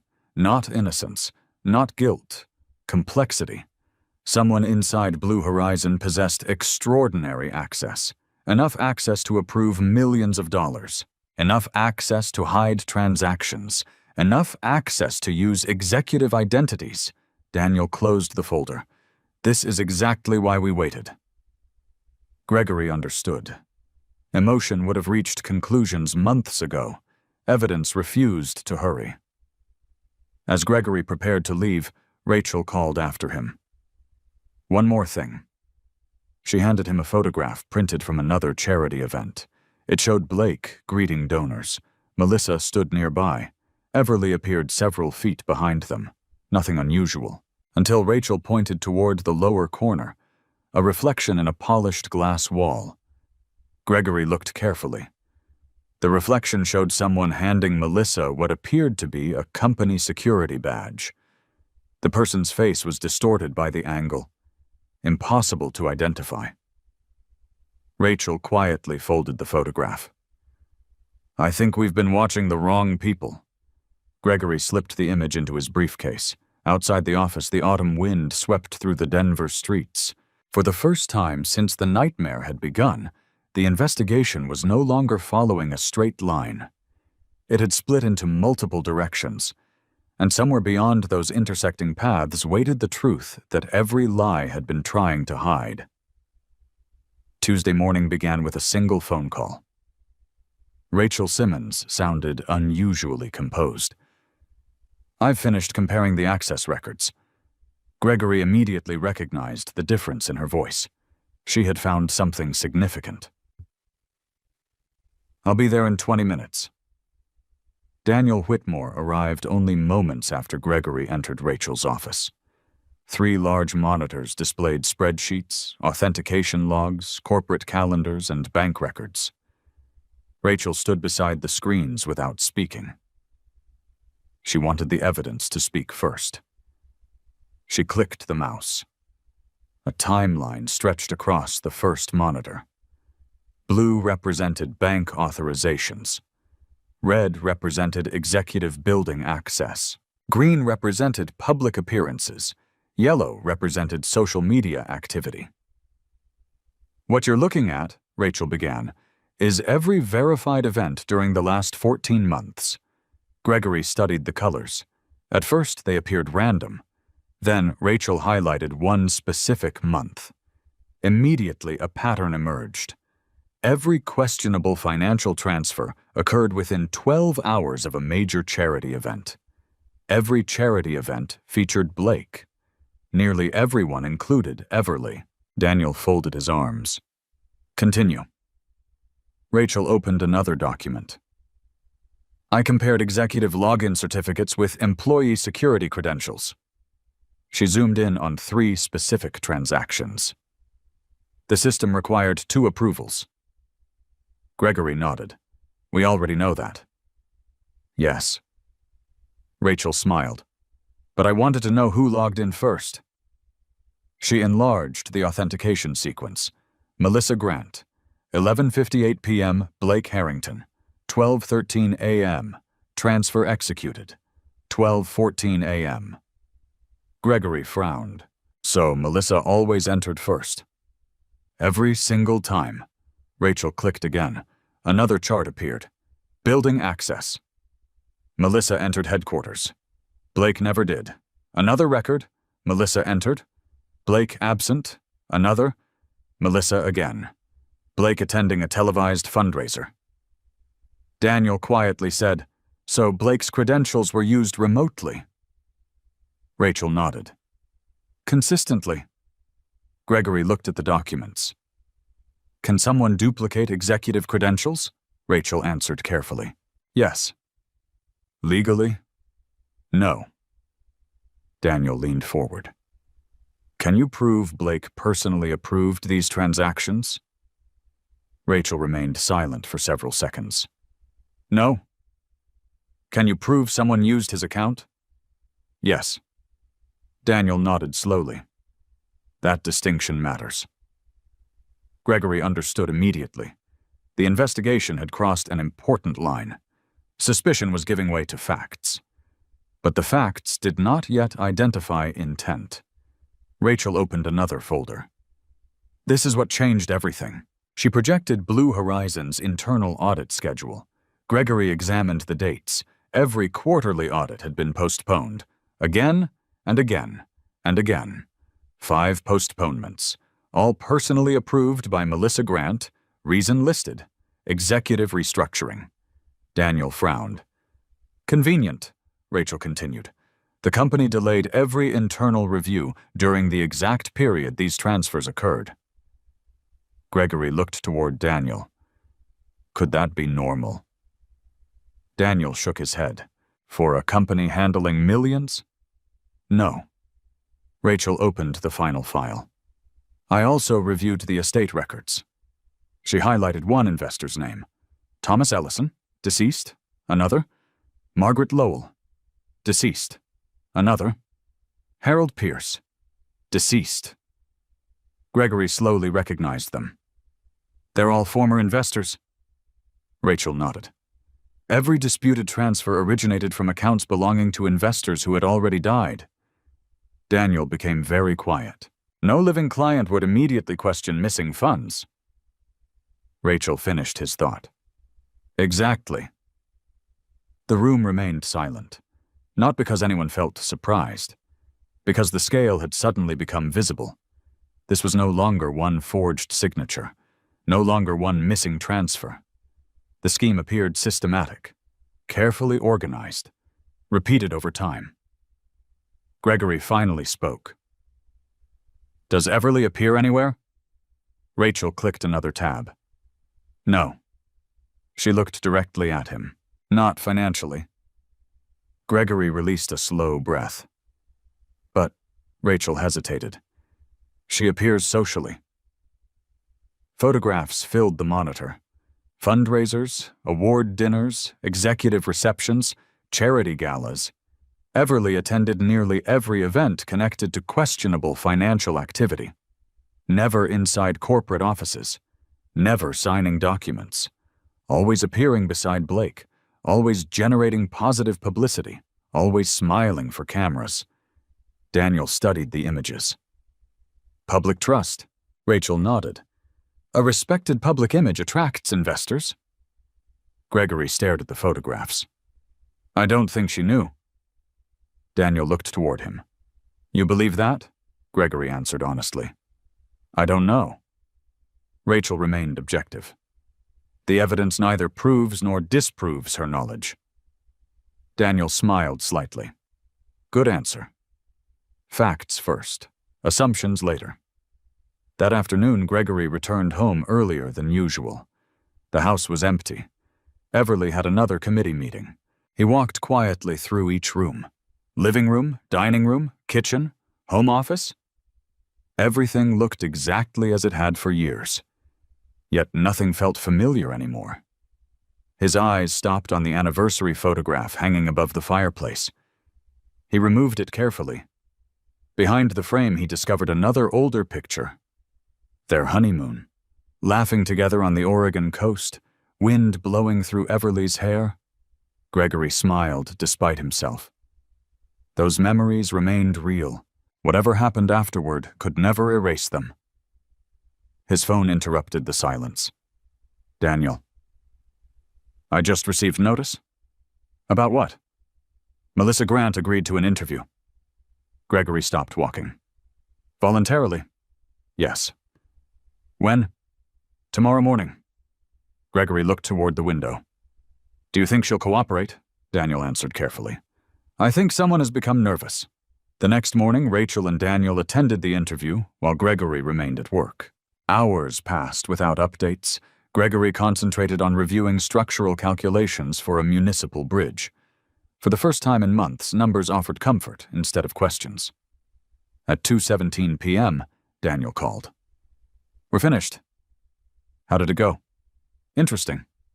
Gregory waited. Melissa denied everything. No surprise. But Daniel paused. She contradicted herself 3 times. Gregory listened closely. First, she claimed Blake personally approved every transaction. And then, later she admitted executive credentials could be delegated. Gregory frowned. That's inconsistent. It gets better, Daniel continued. She insisted no unusual transfers occurred. Rachel's voice entered the speakerphone. Then we showed her one. Gregory smiled faintly. What happened?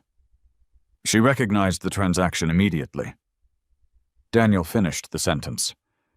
Which means she remembered something she claimed never existed. Gregory leaned back in his chair. A mistake. A significant one. Rachel spoke again.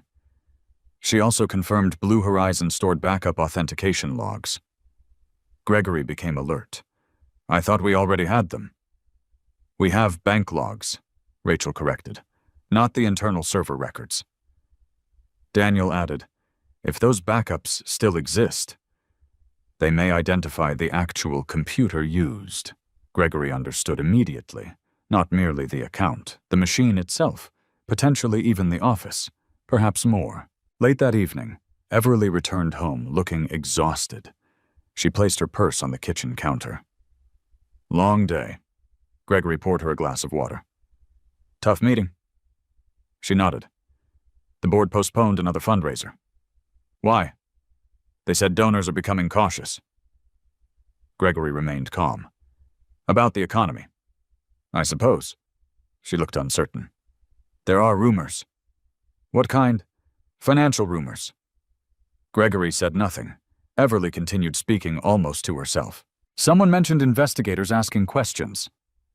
She looked directly at Gregory. You haven't heard anything? His expression never changed. No. She studied him for several seconds before nodding slowly. I hope it's nothing. So do I. That night, Gregory could not sleep. Instead, he reviewed every photograph collected during the investigation. Each image once represented betrayal. Now they represented chronology, dates, locations, witnesses, public appearances, evidence. He reached the final photograph. The reflection Rachel had discovered. This time he enlarged the polished glass wall. Again and again. The distorted figure remained impossible to identify. But something else became visible. Not the person's face, their wrist. A distinctive steel watch reflected faintly beneath the sleeve. Gregory froze. His breathing slowed. He knew that watch. He had seen it countless times, not because it belonged to Blake, not because it belonged to Melissa, because years earlier he had purchased the exact limited edition model as a retirement gift for someone he deeply respected, someone completely absent from every theory they had considered. Gregory immediately opened an old family photo album. Within minutes, he found the retirement party picture. The watch matched perfectly. Same brushed steel bracelet, same blue dial, same narrow scratch across the bezel near the 4 o'clock marker. His hands remained perfectly still. The reflection inside the charity photograph might not have revealed a stranger, after all. It might have revealed someone Gregory had trusted long before Blake Harrington had ever entered his life. And if he was right, the investigation had just uncovered not another suspect, but the hidden connection that could explain how every carefully constructed lie had survived for so long. Gregory barely slept. The old retirement photograph remained on his desk beside the enlarged reflection from the charity gala. The resemblance between the two watches refused to leave his mind. A watch alone proved nothing. Thousands of people owned steel watches. Thousands more wore blue dials. Yet the narrow scratch near the 4 o'clock marker disturbed him. That imperfection had existed years earlier. He remembered it because Richard Nelson had joked that expensive gifts always found the first scratch within a week. Gregory looked again. The reflection was blurred, not conclusive, but impossible to ignore. At 7 the next morning, he arrived at Daniel Whitmore's office carrying both photographs. Daniel studied them in silence. After several minutes, he looked up. "You aren't saying it's definitely the same person?" "No." Gregory shook his head. "I'm saying I can't dismiss it." Daniel appreciated the distinction. "Good." He placed the photographs side by side. "If we start seeing what we want to see, we'll destroy everything we've built." Gregory nodded. "So what do we do?" "We verify." Rachel arrived moments later. Daniel handed her both photographs. She examined them carefully.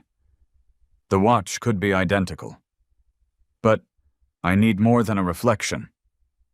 Gregory expected that answer. Rachel continued. "I'll enhance the image. Can software identify the wearer?" "No." She smiled faintly. "But software may identify details your eyes can't." By noon, the enhanced image appeared on Rachel's largest monitor. The face remained distorted. The watch became slightly clearer. More importantly, another object emerged. An identification badge hanging beneath the person's jacket. Only one letter became readable. The capital letter, M. Rachel leaned closer. "Interesting." Gregory frowned. "Melissa," Daniel immediately interrupted. "Or Michael. Or Mark. Or Matthew." Rachel nodded. "We don't guess." She enlarged the badge again. Nothing more appeared. The remaining letters dissolved into reflected light. Gregory leaned back. "So we're still missing the identity." "For now." Rachel closed the file. "But we know something else." She opened Blue Horizon's employee directory. Only 3 senior executives possessed identification badges beginning with M. Melissa Grant. Martin Doyle, Michael Reeves. Gregory stared at the third name. Michael Reeves. His former mentor. The retired executive who had introduced Gregory to several charity organizations years earlier. The man who had attended Gregory's wedding. Daniel noticed Gregory's expression. "You know him," Gregory answered quietly. "Very well." Rachel looked surprised. "You never mentioned him." "I never had a reason." Gregory remembered countless conversations with Michael. Integrity, professional ethics, long-term reputation. Michael had built an entire career advising businesses about public trust. The possibility seemed absurd, and yet evidence did not recognize personal history. Daniel finally spoke. "We need facts." "Not memories," Gregory agreed. Rachel searched corporate records. Michael Reeves had officially retired 18 months earlier. Consulting agreement, advisory role, occasional attendance at fundraising events, no executive authority, no financial approval privileges. Gregory looked relieved. Then Rachel opened another file. Blue Horizon consulting contracts, Michael Reeves, strategic advisor, monthly compensation $25,000. Gregory frowned. "That's generous." Daniel nodded. "Especially for retirement." Rachel continued reading. Access privileges retained. Gregory looked up immediately. What? She turned the screen toward him. Former executives serving as strategic advisors maintained limited building access for board meetings and investor events, not executive offices, but the building itself. Daniel tapped the table. So Michael could legally enter. Yes, Rachel answered, but not approve transactions. Gregory exhaled slowly. Another partial answer. Another unanswered question. That afternoon, Gregory drove to a bridge construction site outside Denver. The noise of cranes and steel temporarily silenced his thoughts. Foreman Luis Ortega approached wearing a bright orange safety vest. "Morning, boss." Gregory smiled. "Everything on schedule." Luis nodded proudly. Inspection passed. Together they walked across unfinished concrete spans overlooking the river. Luis eventually glanced sideways. "You've been carrying something heavy?" Gregory laughed quietly. "Is it that obvious? You haven't smiled in months." Gregory stopped near the center of the bridge. Wind moved across the valley below. "You ever build something that looked perfect?" Luis nodded. "Until one hidden crack appeared." The foreman smiled knowingly. "All the time?" "What happens?" Luis answered without hesitation. "You don't paint over it. You repair it. And if you can't," Luis looked toward the unfinished structure, "you replace it before people get hurt." Gregory thanked him. Simple words, simple truth. Engineering demanded honesty. Ignoring structural weakness never prevented collapse. It merely delayed it. That evening, Everly arrived unusually early. She found Gregory sitting on the back patio watching the sunset. Without speaking, she sat beside him. For several minutes, they watched the mountains darken together. Finally, she broke the silence. "Do you remember Oregon?" Gregory turned toward her. "Our honeymoon." She smiled sadly. "I found the photographs." He nodded. "So did I." She looked into the distance. "I miss those people." Gregory understood exactly what she meant. The younger versions of themselves. Before ambition, before resentment, before secrets. "So do I." Everly took a slow breath. "I've been thinking." Gregory remained silent. "I made mistakes." He looked at her carefully. "What kind of mistakes?" She hesitated. "I liked the attention." "From Blake?" She nodded. It felt exciting. Gregory waited. But nothing happened. He watched her face. She believed what she was saying, or desperately wanted to. "I crossed lines," she continued quietly. "I embarrassed you." "Yes." "I never meant to destroy us," Gregory answered honestly. "Intent doesn't erase consequences." A tear formed in her eye. "I know." For a brief moment, Gregory saw the woman he had married. Not the glamorous fundraiser, not the social media celebrity. Simply Everly. Human, regretful, fragile. His heart softened. But his memory remained disciplined. Evidence before emotion, always. His phone vibrated. Rachel. "I apologize." Gregory stood. "I have to take this." He walked toward the edge of the yard. "What happened?" "I found Michael." Gregory immediately became alert. "Where?" "He attended another charity board meeting today." "So," Rachel's voice became more serious, "I spoke with someone who knows him.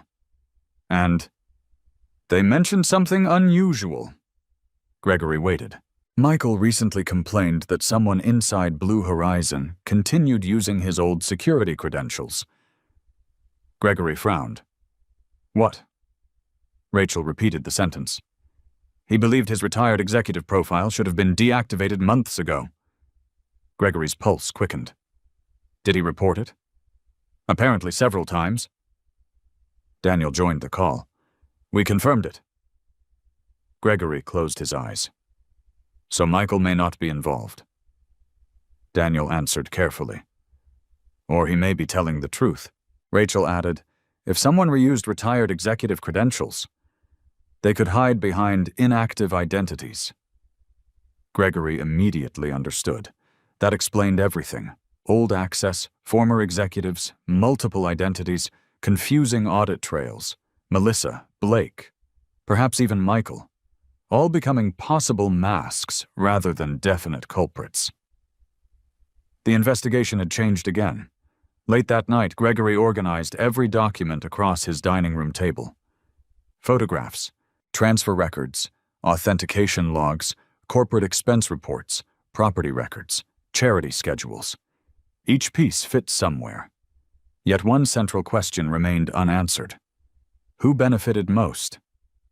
Money always moved toward someone. He began tracing every dollar again, not where it originated, not where it passed, where it finally stopped. Near midnight, one final transfer attracted his attention.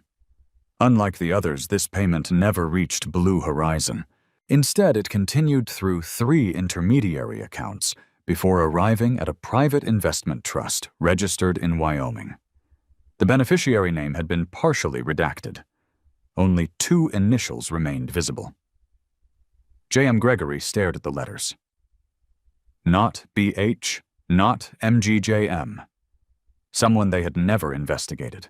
Someone whose identity remained completely hidden. He quietly closed the folder. The investigation had cost him sleep. It had cost him peace. Soon, it would cost someone else everything. Because after months of lies, hidden accounts, forged approvals, manipulated appearances, and carefully manufactured reputations, the money itself had finally pointed toward the one person who had never appeared in front of the cameras at all. The following morning, Gregory arrived at Daniel Whitmore's office carrying a single folder. On its cover, he had written 2 words, Final Timeline. For nearly 6 months, he had documented every conversation, every transaction, every photograph, every receipt, every message, and every public appearance. Now the investigation had reached the point where every separate thread could finally be woven together. Daniel placed the folder beside the growing stack of legal documents. You've become very organized. Gregory smiled faintly. I had to. Rachel Simmons entered carrying another banker's box. I think we're finished. Gregory looked up. Finished? Finished gathering evidence, Daniel corrected her. Not finished using it. Rachel removed several certified documents. The Wyoming Trust responded. Gregory immediately recognized the importance. The beneficiary. Rachel nodded. Partially unsealed. She handed the document across the table. The initials J.M. no longer appeared alone. The beneficiary's name had been revealed. Jonathan Mercer. Gregory searched his memory. I don't know him. Daniel did. I do. Rachel looked toward him. Daniel continued.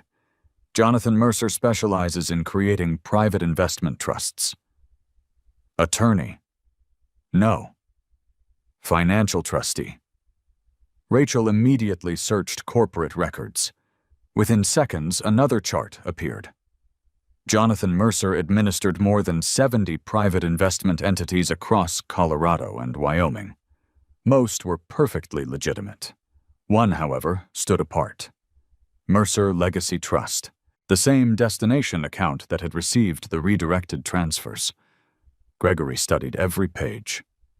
So the money never stayed at Blue Horizon? Rachel nodded. It flowed through the company. Daniel leaned forward. Like water through a pipe. The real destination was always the trust. Gregory quietly absorbed the revelation. Blue Horizon had never been the final objective. It had been the mechanism, the attractive public face, the place investigators naturally stopped looking. Rachel opened another spreadsheet. I traced every disputed dollar.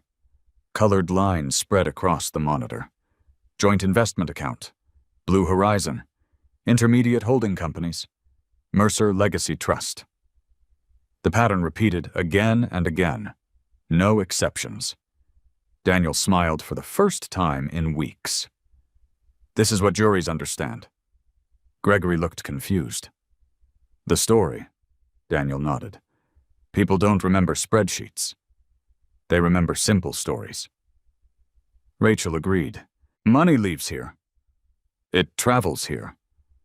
It ends here. Gregory realized why Daniel had insisted on patience.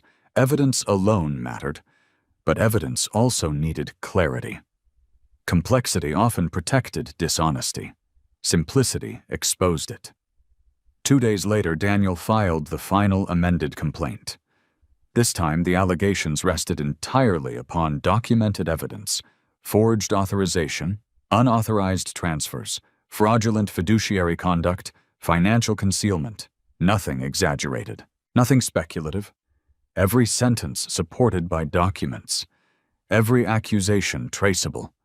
Gregory signed the final page without hesitation. When the filing disappeared into the clerk's hands, he experienced no triumph, only relief. For months he had carried uncertainty. Now he carried truth. Whatever happened next belonged to the legal system, not to revenge. Outside the courthouse, reporters waited. Apparently, someone had leaked the existence of the lawsuit. Microphones appeared almost instantly. Mr. Nelson? Did your wife steal your money? Is Blake Harrington involved? Were you the victim of investment fraud? Gregory continued walking. Daniel remained beside him. Neither answered. Inside the waiting vehicle, Daniel finally spoke. Good. Gregory looked confused. I didn't say anything. Exactly. Daniel smiled. The evidence speaks now. News spread rapidly throughout Denver's business community. Blue Horizon released a brief statement denying wrongdoing. Blake Harrington announced temporary leave from all public appearances. Melissa Grant hired independent counsel. Jonathan Mercer declined comment. The charity organizations quietly postponed several fundraising events. Donors requested audits. Sponsors requested explanations. Board members scheduled emergency meetings. Reputations built over decades began shaking within days. Everly watched everything unfold from the living room television. She turned it off before Gregory came home, but he had already seen the notifications on his phone. When he entered the house, she stood waiting. They filed. He nodded. Yes. She looked frightened. Everyone knows. Not everyone. Enough people. She lowered her eyes. They're talking about Blake. Gregory remained calm. They should. They're talking about me. He answered honestly. They should. Tears filled her eyes. I never imagined this. Gregory spoke quietly. I did. She stared at him. The day I warned you. Neither spoke for nearly a minute. Finally, Everly whispered, I wish I had listened. Gregory believed her, but belief no longer changed consequences. The following week, Gregory moved into a small townhouse overlooking Washington Park. The place contained almost nothing. 1 bedroom, a modest office, a balcony facing rows of maple trees. Friends questioned why someone with his financial resources chose something so simple. Gregory always gave the same answer. I only need peace. He returned to engineering with renewed focus.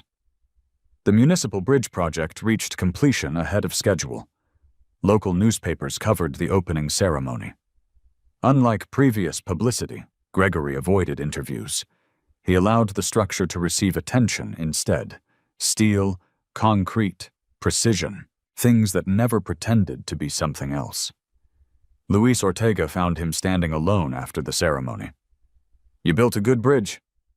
Gregory smiled. We built it. Luis laughed. You look different. I feel different. Lighter. Gregory nodded. I suppose I do. The foreman looked toward the completed span. You finally repaired the crack. Gregory answered thoughtfully. No. I accepted that some structures can't be repaired. Weeks passed. Court hearings continued quietly. Rachel testified regarding financial analysis. Bank representatives authenticated transaction records. Technology specialists explained digital authorization logs. No dramatic courtroom outbursts occurred. No shocking confessions. Only evidence. Piece after piece. Document after document. Professional witnesses. Measured testimony. Daniel had predicted exactly this. Truth rarely arrived dramatically. It accumulated patiently until denial became impossible. One afternoon, Gregory received an unexpected visitor. Michael Reeves.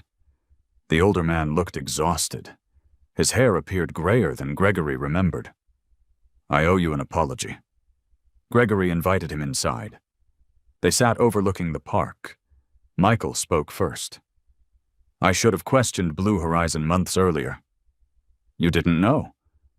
"I suspected." Gregory looked surprised. Michael sighed heavily. "I ignored my instincts." "Why?"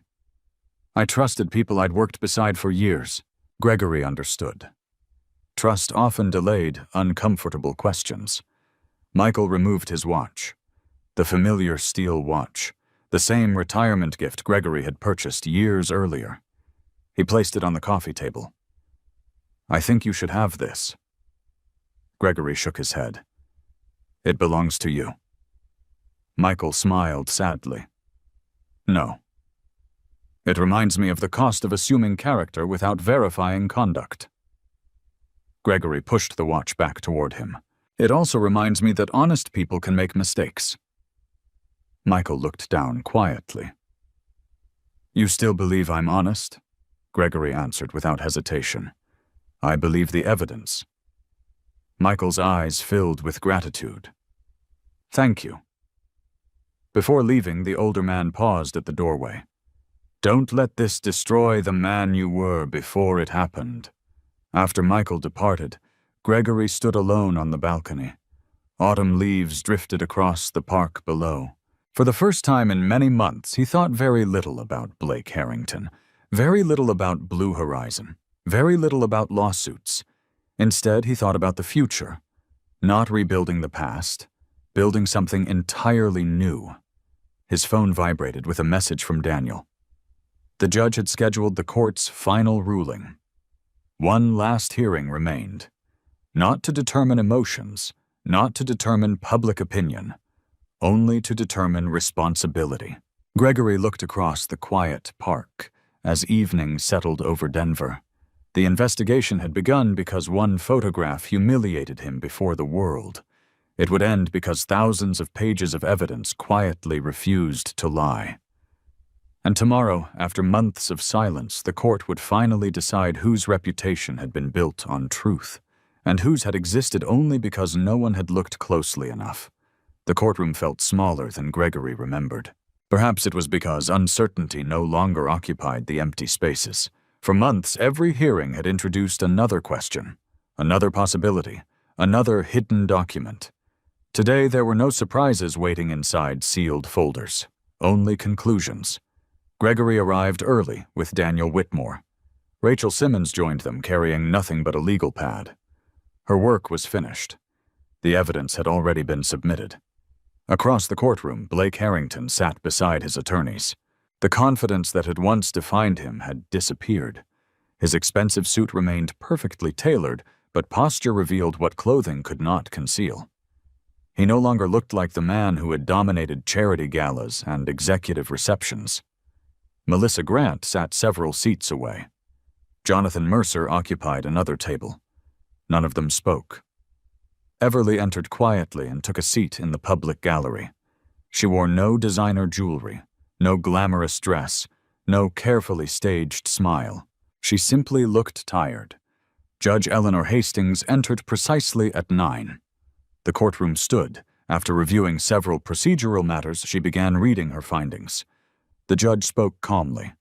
Every sentence relied upon documents rather than emotion. Unauthorized financial transfers, improper authorization procedures, failure of fiduciary responsibility, manipulated authentication records, concealed financial routing, repeated patterns inconsistent with legitimate corporate governance. Gregory listened without satisfaction. Justice sounded remarkably ordinary. It consisted mostly of facts arranged in proper order. The judge concluded that overwhelming documentary evidence established systematic financial misconduct involving Blue Horizon Consulting and related entities. Civil liability would follow. Additional criminal referrals had already been forwarded to the appropriate authorities for independent review. No dramatic gasps echoed through the courtroom. Only silence. The silence that appears when arguments finally surrender to proof. Daniel quietly placed a hand on Gregory's shoulder. "It's over." Gregory looked toward the judge. "No," he answered softly.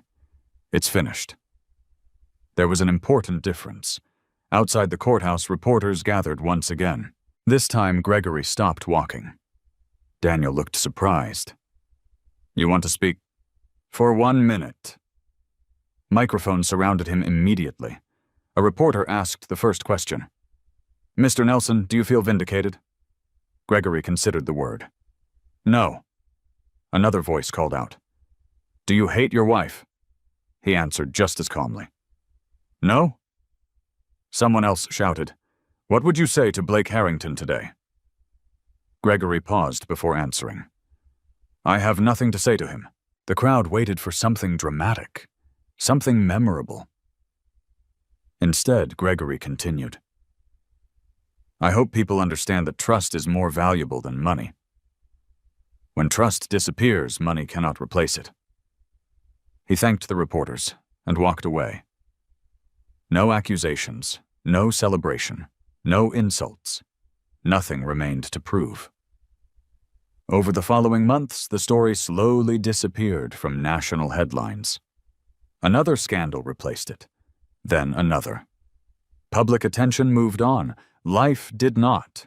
Gregory finalized his divorce from Everly without public conflict. Most financial matters had already been resolved through documented records.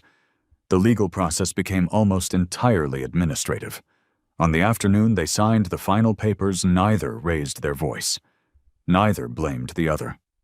When the attorney stepped outside to prepare copies, they found themselves alone for the first time in months. Everly finally spoke. "I've replayed that night 1,000 times. Gregory looked at her. "The night you warned me." She lowered her eyes. "I thought you were jealous." "I wasn't." "I know." She smiled sadly. "You were trying to save our marriage." Gregory remained quiet. She continued. "I confused admiration with attention. I confused attention with importance. And I confused popularity with happiness." A tear rolled down her cheek. "I lost all three." Gregory answered honestly. "I lost something too." She looked at him. "Our future." He nodded once. "Yes." The attorney returned with the documents. They signed. The marriage officially ended with the quiet movement of 2 pens. No applause, no dramatic confrontation, only signatures. Several weeks later, Gregory received a package at his townhouse. Inside was the steel watch Michael Reeves had once tried to return. This time another note accompanied it. "Build the next chapter with the same integrity you used to survive this one. Michael." Gregory smiled. He placed the watch inside his desk drawer. Not as a reminder of betrayal. As a reminder that integrity survives even when trust does not. Spring arrived in Denver. The trees surrounding Washington Park turned green once more. The bridge Gregory had helped design carried thousands of commuters every day. Most drivers never noticed it. That pleased him. The strongest structures rarely demanded attention. They simply performed their purpose. Luis Ortega visited one afternoon. "Do you still working too much?" Gregory laughed. "Probably." Luis looked around the modest townhouse. "You could buy something bigger." "I could." "So why don't you—" Gregory looked through the window toward the park. "Because peace doesn't require extra bedrooms." Luis smiled. "You've definitely changed." "I hope so." Rachel Simmons continued expanding her forensic accounting practice. Daniel Whitmore became known throughout Colorado for his meticulous preparation in complex financial litigation. Michael Reeves dedicated his retirement to nonprofit governance reform, teaching boards how easily good intentions could be manipulated without proper oversight. Each person carried something useful away from the experience. Even pain could become instruction. One Saturday morning, Gregory volunteered with engineering students building pedestrian walkways for a community park. A young student approached him during lunch. "Mr. Nelson." Gregory looked up. "Yes." "I read about your case." Gregory waited. "How did you keep going?" The question deserved an honest answer. "I stopped trying to control people." The student frowned slightly. "What did you control?" "My own decisions. My own character. My own honesty." The student nodded thoughtfully. "I think that's harder." Gregory smiled. "It is. But it's also enough." Late that afternoon, Gregory walked alone through Washington Park. Families laughed beside the lake. Children fed ducks. Cyclists passed beneath flowering trees. Ordinary life continued without caring about newspaper headlines or courtroom victories. His phone vibrated. A social media notification. Someone had shared an old photograph from a charity gala. The same photograph. Blake's hand resting on Everly's back. The image that had once shattered his marriage. Gregory studied it for several seconds. Months earlier, that photograph had represented humiliation. Then suspicion. Then determination. Finally, evidence. Now it represented something entirely different. Nothing. It no longer possessed power. He quietly deleted the notification. The photograph had not changed. He had. As the sun lowered behind the Denver skyline, Gregory continued walking without looking back. He realized something unexpected. His life had never truly been rebuilt by winning a lawsuit, nor by exposing financial fraud, nor by proving that his warning had been justified. His life had been rebuilt every morning. He chose integrity over bitterness. Every afternoon he trusted evidence instead of anger. Every evening he refused revenge when revenge would have been easier. The marriage had ended. The deception had been exposed. Justice had followed its course, but the greatest victory had remained invisible. Gregory Nelson had survived without becoming the kind of man who had hurt him. That was worth more than any settlement, more than public sympathy, more than vindication. Years later, if anyone happened to ask him about the famous photograph that once circulated across the internet, he would simply smile. It was only a picture.